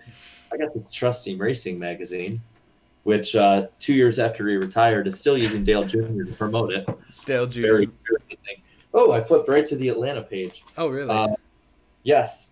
And here's what I read, and here's what sold me.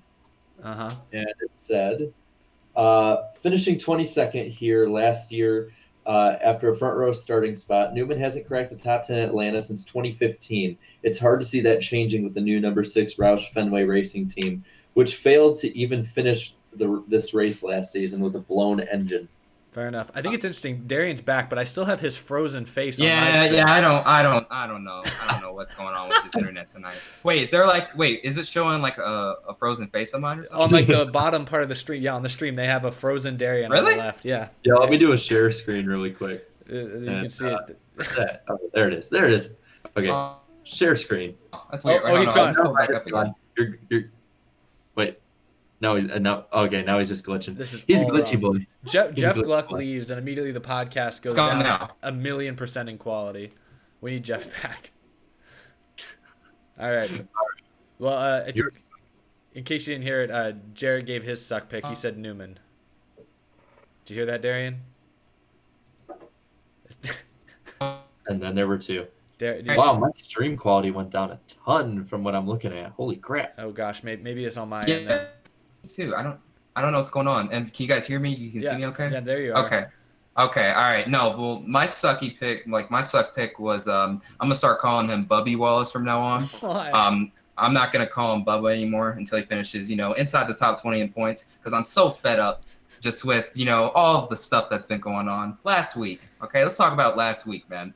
Dude comes in, he's one of the favorites and stuff, and I wasn't buying the Kool-Aid one bit yet, so I didn't even have him in my underdog picks. Wait, what? You mean drinking the You said Kool-Aid? buying the Kool-Aid. Oh, drinking the Kool-Aid. Sorry, yeah, whatever. Yeah, I wasn't buying.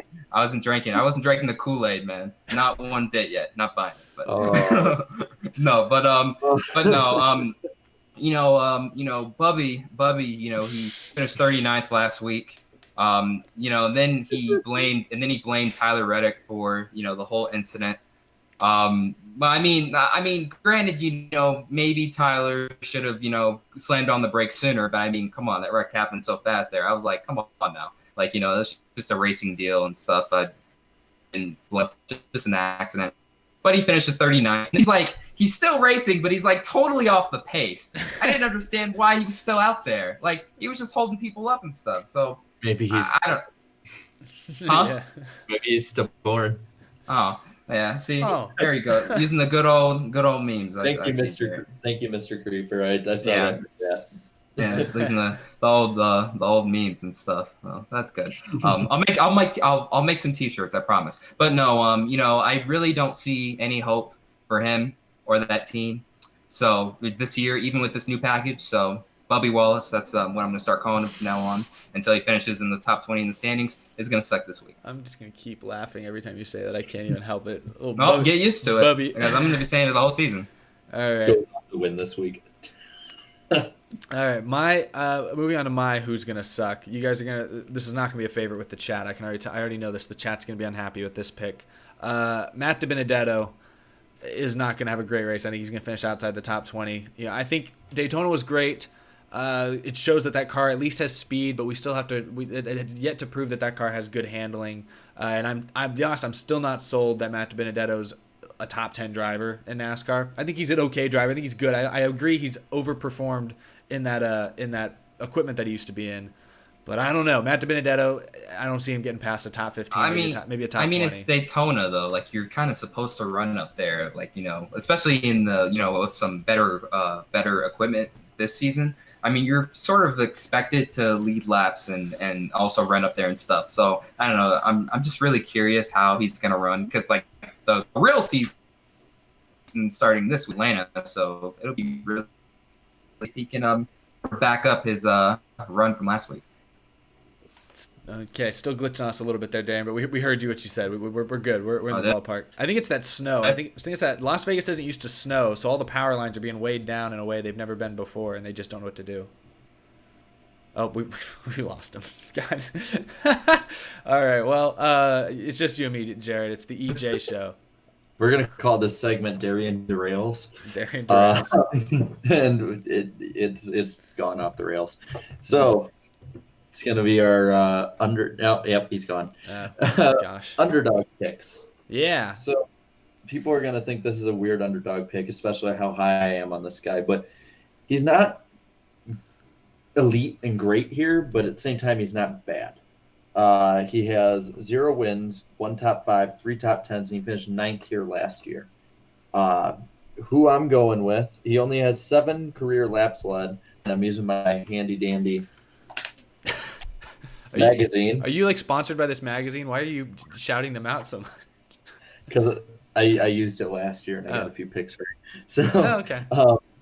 I'm going with Kyle Larson. I think he'll be the underdog guy in a way who 5th to 9th range. I don't see him being someone who dominates, but I would not be surprised if he dominates. Yo, I'm so done with this internet, bro. Like, honestly. It's okay. The show's, we only got like 15, 20 minutes left. You can make it. Oh my You gosh. can do it. I guess it's fine now. I just checked it, and I guess they're throttling the internet again. Oh, But yeah, monsters. I don't. Yeah, freaking assholes. I'm sorry. Sorry, I cuss, but jeez. Where are we? I'm so lost. I don't know what's going on. What is your underdog pick? Sorry, we both talked at the same time. What's your underdog pick? He lagged out again. Oh god. Okay. Look at that Darian, face. I don't know if it shows up on. It won't show up on the stream. Oh gosh. Okay, yeah, he's gone. All right. Well, that's a shame. Darian, if you're watching, here's what you need to do. You need to immediately just say who your underdog pick is. Just blurt it out as soon as you get on, because there might not be enough time. Yeah, that's the way to do it. All right. Well, in the meantime, I'll give my underdog pick.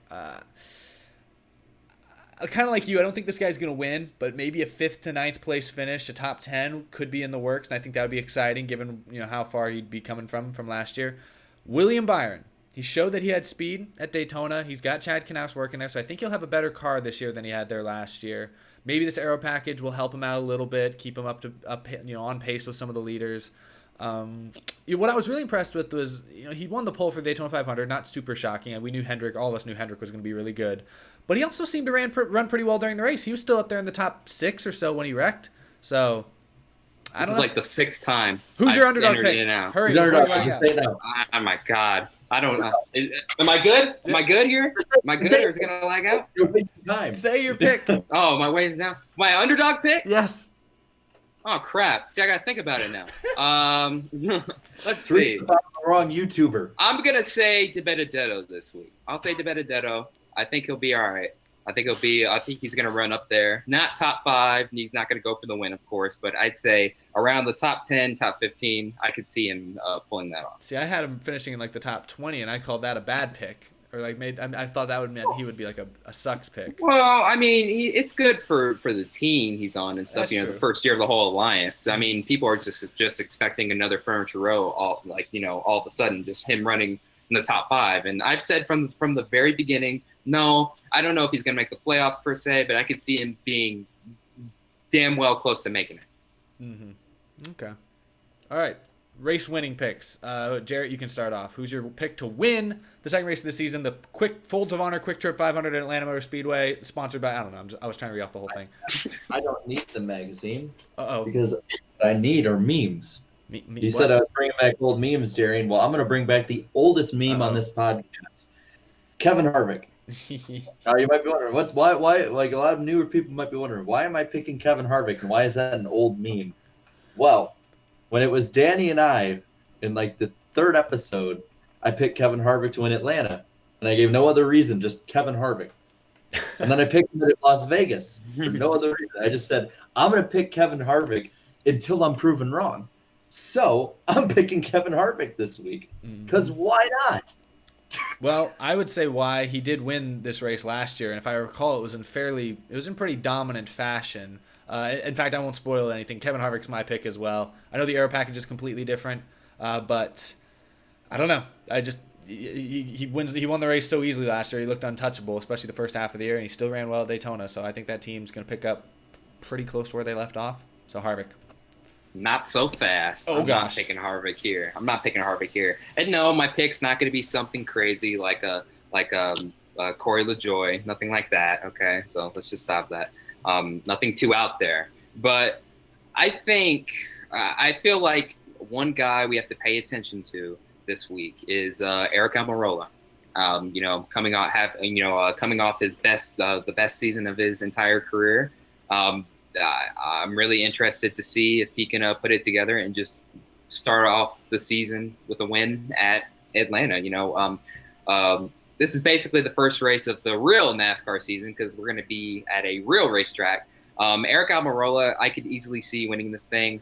Not necessarily a dominant performance, however. I could see him maybe competing for, both of the stage wins. I don't think he'll even win any stages, but towards the end, I feel like him and his team, they'll put a perfect long run car together, and he's gonna get his. I was about to say his second win. He'll probably get his 3rd win of the season. So Eric Almirola.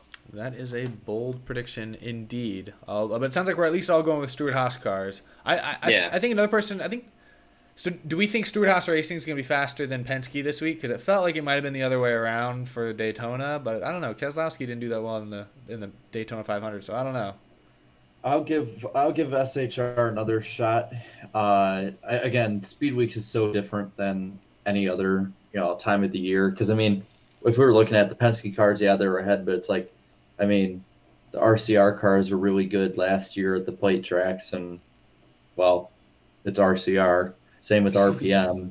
I mean, it's like with Bubba Wallace, he was pretty quick last year. We're gonna start calling him Bubby from now on. That's what we're gonna do. You are gonna start calling him. No, we are. No, chat. Put Bubby in there. Go ahead. Get some bubbies in the chat. Yeah.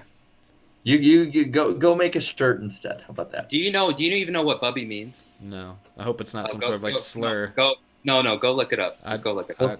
We'll talk after. Yeah, let's find that. Should I not look it up right now then on stream? No, just you can look. It's nothing too bad, but what does SMH mean? I don't know. Let's look up Rusty Walrus on Urban Dictionary. No, but yeah. So before we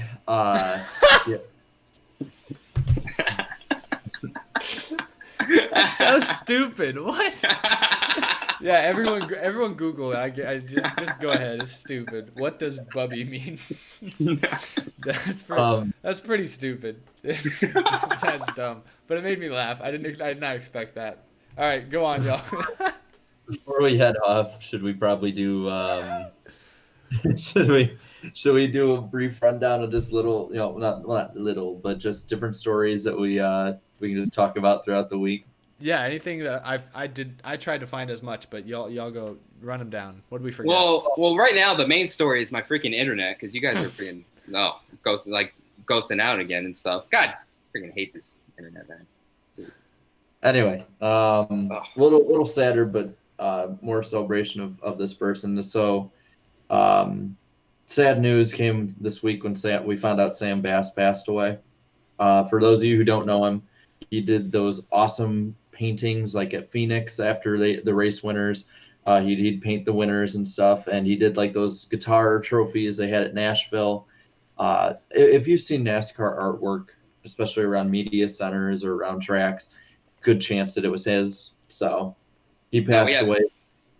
Oh, go ahead. Sorry. I'm just saying, it's just I think all our thoughts and prayers go out to his family for sure, because he definitely meant a lot to the sport.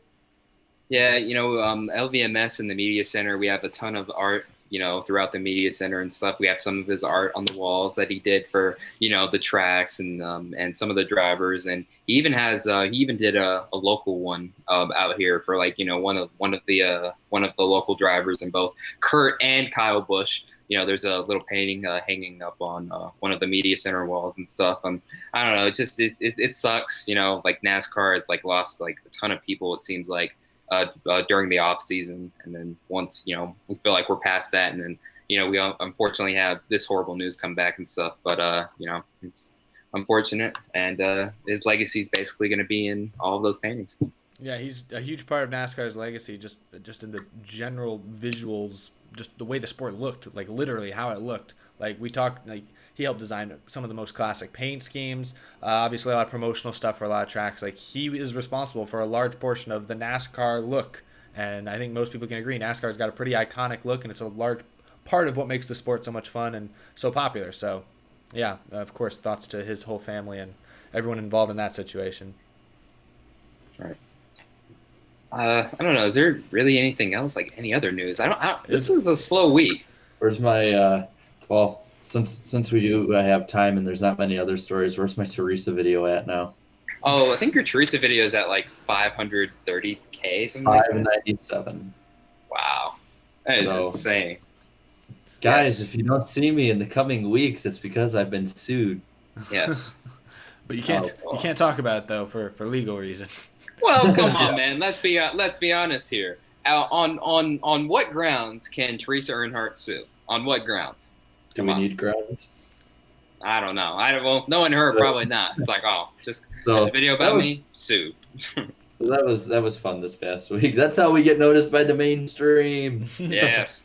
Can we get Teresa on the podcast? Does anybody in the chat, anyone anywhere have contact? I'd love to have her on the podcast. I would love that. I love that too. Absolutely love that. And I'm not going to be. I wouldn't go out and just be a jerk or anything. But Yeah, just like get her side of the story, maybe. I mean, there's two sides to every story, so. well, the thing Just hear her. she gave her side of any of it. You know? Yeah. So it's like what we go off of is what we know. Mhm. You know, and I would honestly. I know I made some jokes, but I would find it pretty interesting to see what she thought. The chat. So the chat doesn't Teresa, wanna- if you're watching, come on the show, man. Come on. Come on, Let's man. do it. Come on, Teresa, Come on. man. Come on, Come girl. on. Come on the show. Speaking of guests, some people were asking earlier, I guess since we're kind of wrapping up, do we have any future guests planned for next week? Whose channel are we on next week for starters? Mine. All right. On my channel. And then Michael Klein, he's a dirt track racer, and we're looking forward to having him on, have a different perspective. Heck, we could probably talk about what we were talking about tonight, so that'd be pretty fun. Yeah, we got some pretty good guests lined up, and just let me look, because I got the schedule on me right here. Well, just I'm be supposed to be hosting it, in 2 weeks. So if my internet Yeah. holds up, Well, we can talk about who's going to be on that one, right? yeah. Like, No, Joseph Lombard. Well, Joseph Lombard's the only one confirmed sure. right now. I'm working on some Yeah. other ones though. Yeah, so we should have one there, and then, well, from there, I don't know how much I can say from there, but anyway, we also have in 4 weeks, like to the day, March 20th, it'll be on Eric's channel. I'm looking right here. Again, we don't have a confirmed guest yet, but it should be a big one. But March 20th on Eric's channel will be the 50th ever episode, so we got to celebrate that. Woohoo. That'd be awesome. It's crazy Right. to think about. I'll bring streamers and stuff and all that. No. Hey, streamers for the streamers. Yeah, there you go. Hey. I bet. I'll get those Wait. little confetti poppers, and I'll just Yeah. pop right into the camera. I get some firecrackers. Throw them around the room. Get one of those party hats. Put a lampshade on Just- my head. Just But I won't. Well, we'll just say anecdotally, I won't buy it. I'll just randomly grab one from the party store and run. Anecdotally, not actually. Just get a gun and just shoot it at the roof, like woo, like. good. Yeah, just be like America. America, and then like, oh, I accidentally shot someone up there. Just killed my neighbor. Oh, that's right. There's another floor above me. Yeah, that's right. I wish. And then Pardon the me. walls are plexiglass. Part of me wishes we'd had Michael Klein on this week, so because he could tell me what to expect. I'm going to my first dirt race this Friday, just in a couple days. First ever World of Outlaws race. So I want to ask you guys. I don't know if I know Darian, you've been to some dirt races. I don't know about you, Jared. Are people in the chat? What can I expect? Is there anything you guys can like set me up for? What should I make sure I do? Depending on where you sit, have some sort of like clear Goggles. glasses. Or Oh, something, yeah. goggles. Yeah, I figure you still need like maybe some people say even like a mask for the dirt and like obviously ear protection if you need it, but like yeah. And then depending on what track it is, because I know when I saw the dirt races, it's at the old speedway nearby where I live, and the fencing is maybe 12 feet tall, and we're like, oh, that's fine, but it's old and rusty and rickety. And we're like, oh, it's fine. It was, nothing bad will happen. And these cars are screaming like they're so much faster than you actually think. Like they're fast, but like when you're there, you realize just how fast they are. But anyway, one of them goes into 3. They go through 3, and like all of a sudden they spin and start flipping, and their tire flips off and goes like 50 feet in the air and just bounces down the front straightaway all the way over the fence and lands on top of the billboard at the end of the fence. And the billboard is like a good 50 feet tall. And you realize in that moment that fence ain't going to do crap if that thing flips. Oh goodness. That's fun. So, Sounds fun. So also, if Do you have to sign a depending on- waiver for these things? Actually, yes. You sit, depending on where you sit or where you go in the garage, you do have to sign a waiver to say they are not responsible for what happens to you. So if you die, you die. Yeah, it was like the first time I actually signed a waiver before. I was like, wait a minute, what am I getting into? Well, the only dirt race I've ever been to was the one last September for the K&N West race. I only saw the first lap. Yeah, like so I don't know, like yeah, so like the first lap, like nobody could really see, so like anything like I don't know if that doesn't happen, then you'll be all right and stuff. Or the race you're going to could be another 1956 race number 37 canceled race where there's like dirt everywhere, nobody can see, and then one of the guys who's leading the race will just go up to the flag stand and start waving it. If you haven't seen that video, go see it. It's a funny story. I hope that does happen. I hope something insane that never happens at dirt races happens. That would be super fun to be a part of. Yeah. All right, well, sounds good. I'm excited. That'll be fun. I hope to film some of it while I'm there as well. So stay tuned for that video on my channel. Anything, we got just a couple minutes left. Anything you guys want to shout out before we, I guess, sign off? We have time, I guess, today's episode to do like outros if y'all want, like old school. We can do anything. We can do anything we want, man. Demonetized. Demonetized. Sure, I'm fine with that. I'm just looking. Let's see, because I keep getting tagged and stuff on Twitter. I want to see if anything shows up. I keep seeing I keep getting tagged by Keplinger. Oh, hashtag Darian Durrells. I think Darian Durrells. Like, that was the thing. I don't know. So let me pull this up on here. I can share screen. I think the chat will like it. Let me go on my Twitter. Then Tweeter. I heard. Oh, by the way, guys, Jeff Gluck. You guys are freezing again. Hold on. Oh, what happened? No, you guys were freezing. It's just my internet. Oh, but no, Jeff Gluck. He said he had an awesome time and he would like to be on again. So Yeah. might see him again in the future. I'd love to have him on. Yeah. Here, I'm gonna share screen with you guys really quick. I presented like. I can. Yes, you're on. You're on. You're So on. Keplinger decided to make sure that I was friendly and not able to be sued.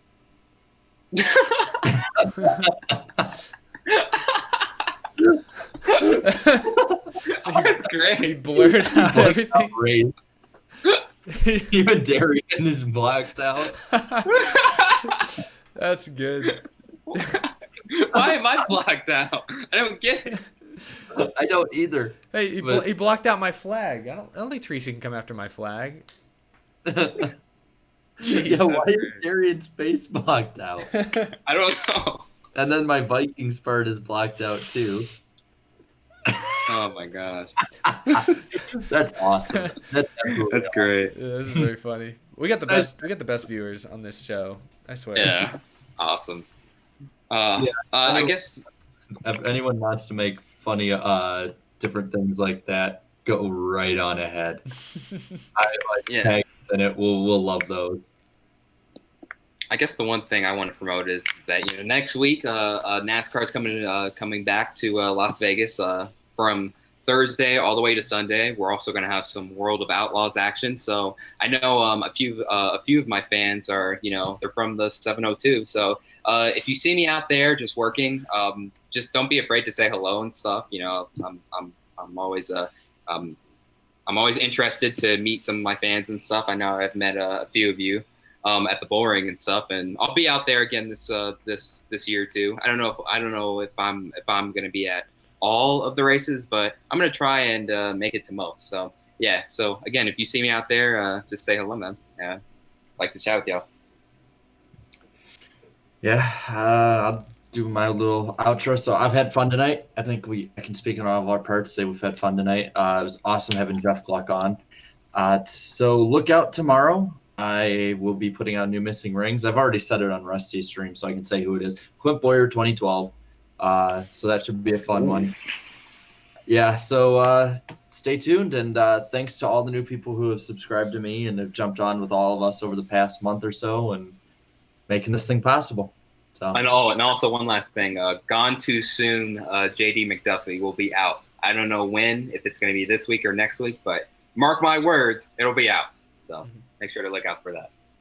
Yeah, and before I sign off, I know tonight I saw a few super chats, so I apologize for missing them. When we have guests on, it's really hard to kind of bounce between super chats, especially because oftentimes the questions we get asked in them really don't have anything to do with what we're talking about at the moment, so it's hard to change subject. But I do want to shout out all the super chats we got here tonight. I don't know, probably not all y'all are still watching.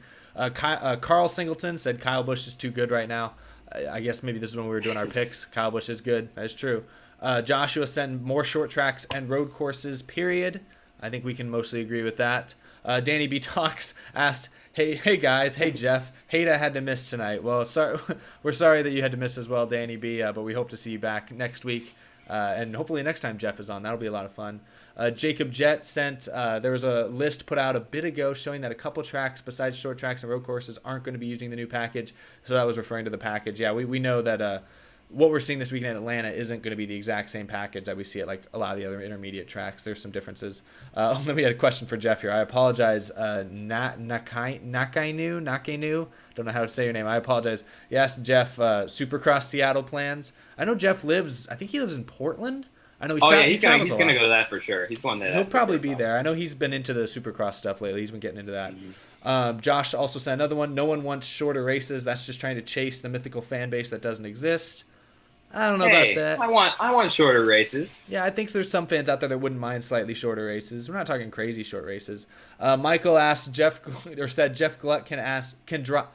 Michael said Jeff Gluck can drop multiple F-bombs, but he can't say, "All right, everybody, give the people what they want." All right, well, yeah, Jeff was colorful tonight, but that was a lot of fun. Nunya Biz says, just doing my part, go Harvick. He's a Harvick fan. Probably glad about most of our picks. Jimmy48 fan said, Gluck better watch his mouth next time. So I think the general consensus is that he was definitely one of the more he had one of the more elaborate vocabularies that we've seen. So. Yeah, I'll be honest. I wasn't expecting that. I probably maybe had a brief conversation with him about that stuff, but it's all good because Jared. I mean, he's on. Yeah, I don't mind it either. But like Jared's on he's on a cussing abstinence here. So it's like he was over there just like dying, like, oh, he gets to say all those things. He was like, What you didn't hear was my fingernails going down the chalkboard behind my computer. But I saw someone really quick in the chat. I wanted to address this, asking to get NRF on, NASCAR Racing Fan. He was NASCAR Racing Fan 2015. He's wanted to be on, but we just the schedules never line up right because we tried last year, but again, our schedules didn't line up right. And this year for the foreseeable future. So when we can have him on, we for sure will have him on because both parties are in agreement on this. We don't hate each other. No rumors start. No drama. We like each other. It just, again, hasn't worked out. So I wanted to address that just so that people don't keep asking or wondering why we're not answering it. I hate everybody. I hate all these YouTubers. I hate everything about you. I'm going to see them soon. I think we're hitting that wall. We're going in runner stems. Yeah, so I guess just to wrap things up, thank you everyone for watching. We had more than 300 people watching for most of the episode, especially when the first hour and a half when Jeff Gluck was on. Once again, I want to extend a huge shout out, a huge thank you to Mr. Gluck for spending so much of his Wednesday evening with us. Shared a lot of interesting stories. I thought provided a lot of good thoughts and opinions. Had some pretty good discussions about some of NASCAR's recent rumors. Obviously, Daytona, fan reaction, all that stuff. So that was a lot of fun. If you missed it, this episode will be up on my channel, so you can go back and rewatch it later. Jeff Gluck was really cool. So thanks to him for coming on out. For me, speaking for Darian and Jarrett here, I'm Eric, and thank you all so much for watching this week's episode of the NASCAR Weekly Podcast. We'll see you next week on Jarrett's channel. Same time, but a different place. Have a good one, everyone. Green flag, green flag. I'll roll.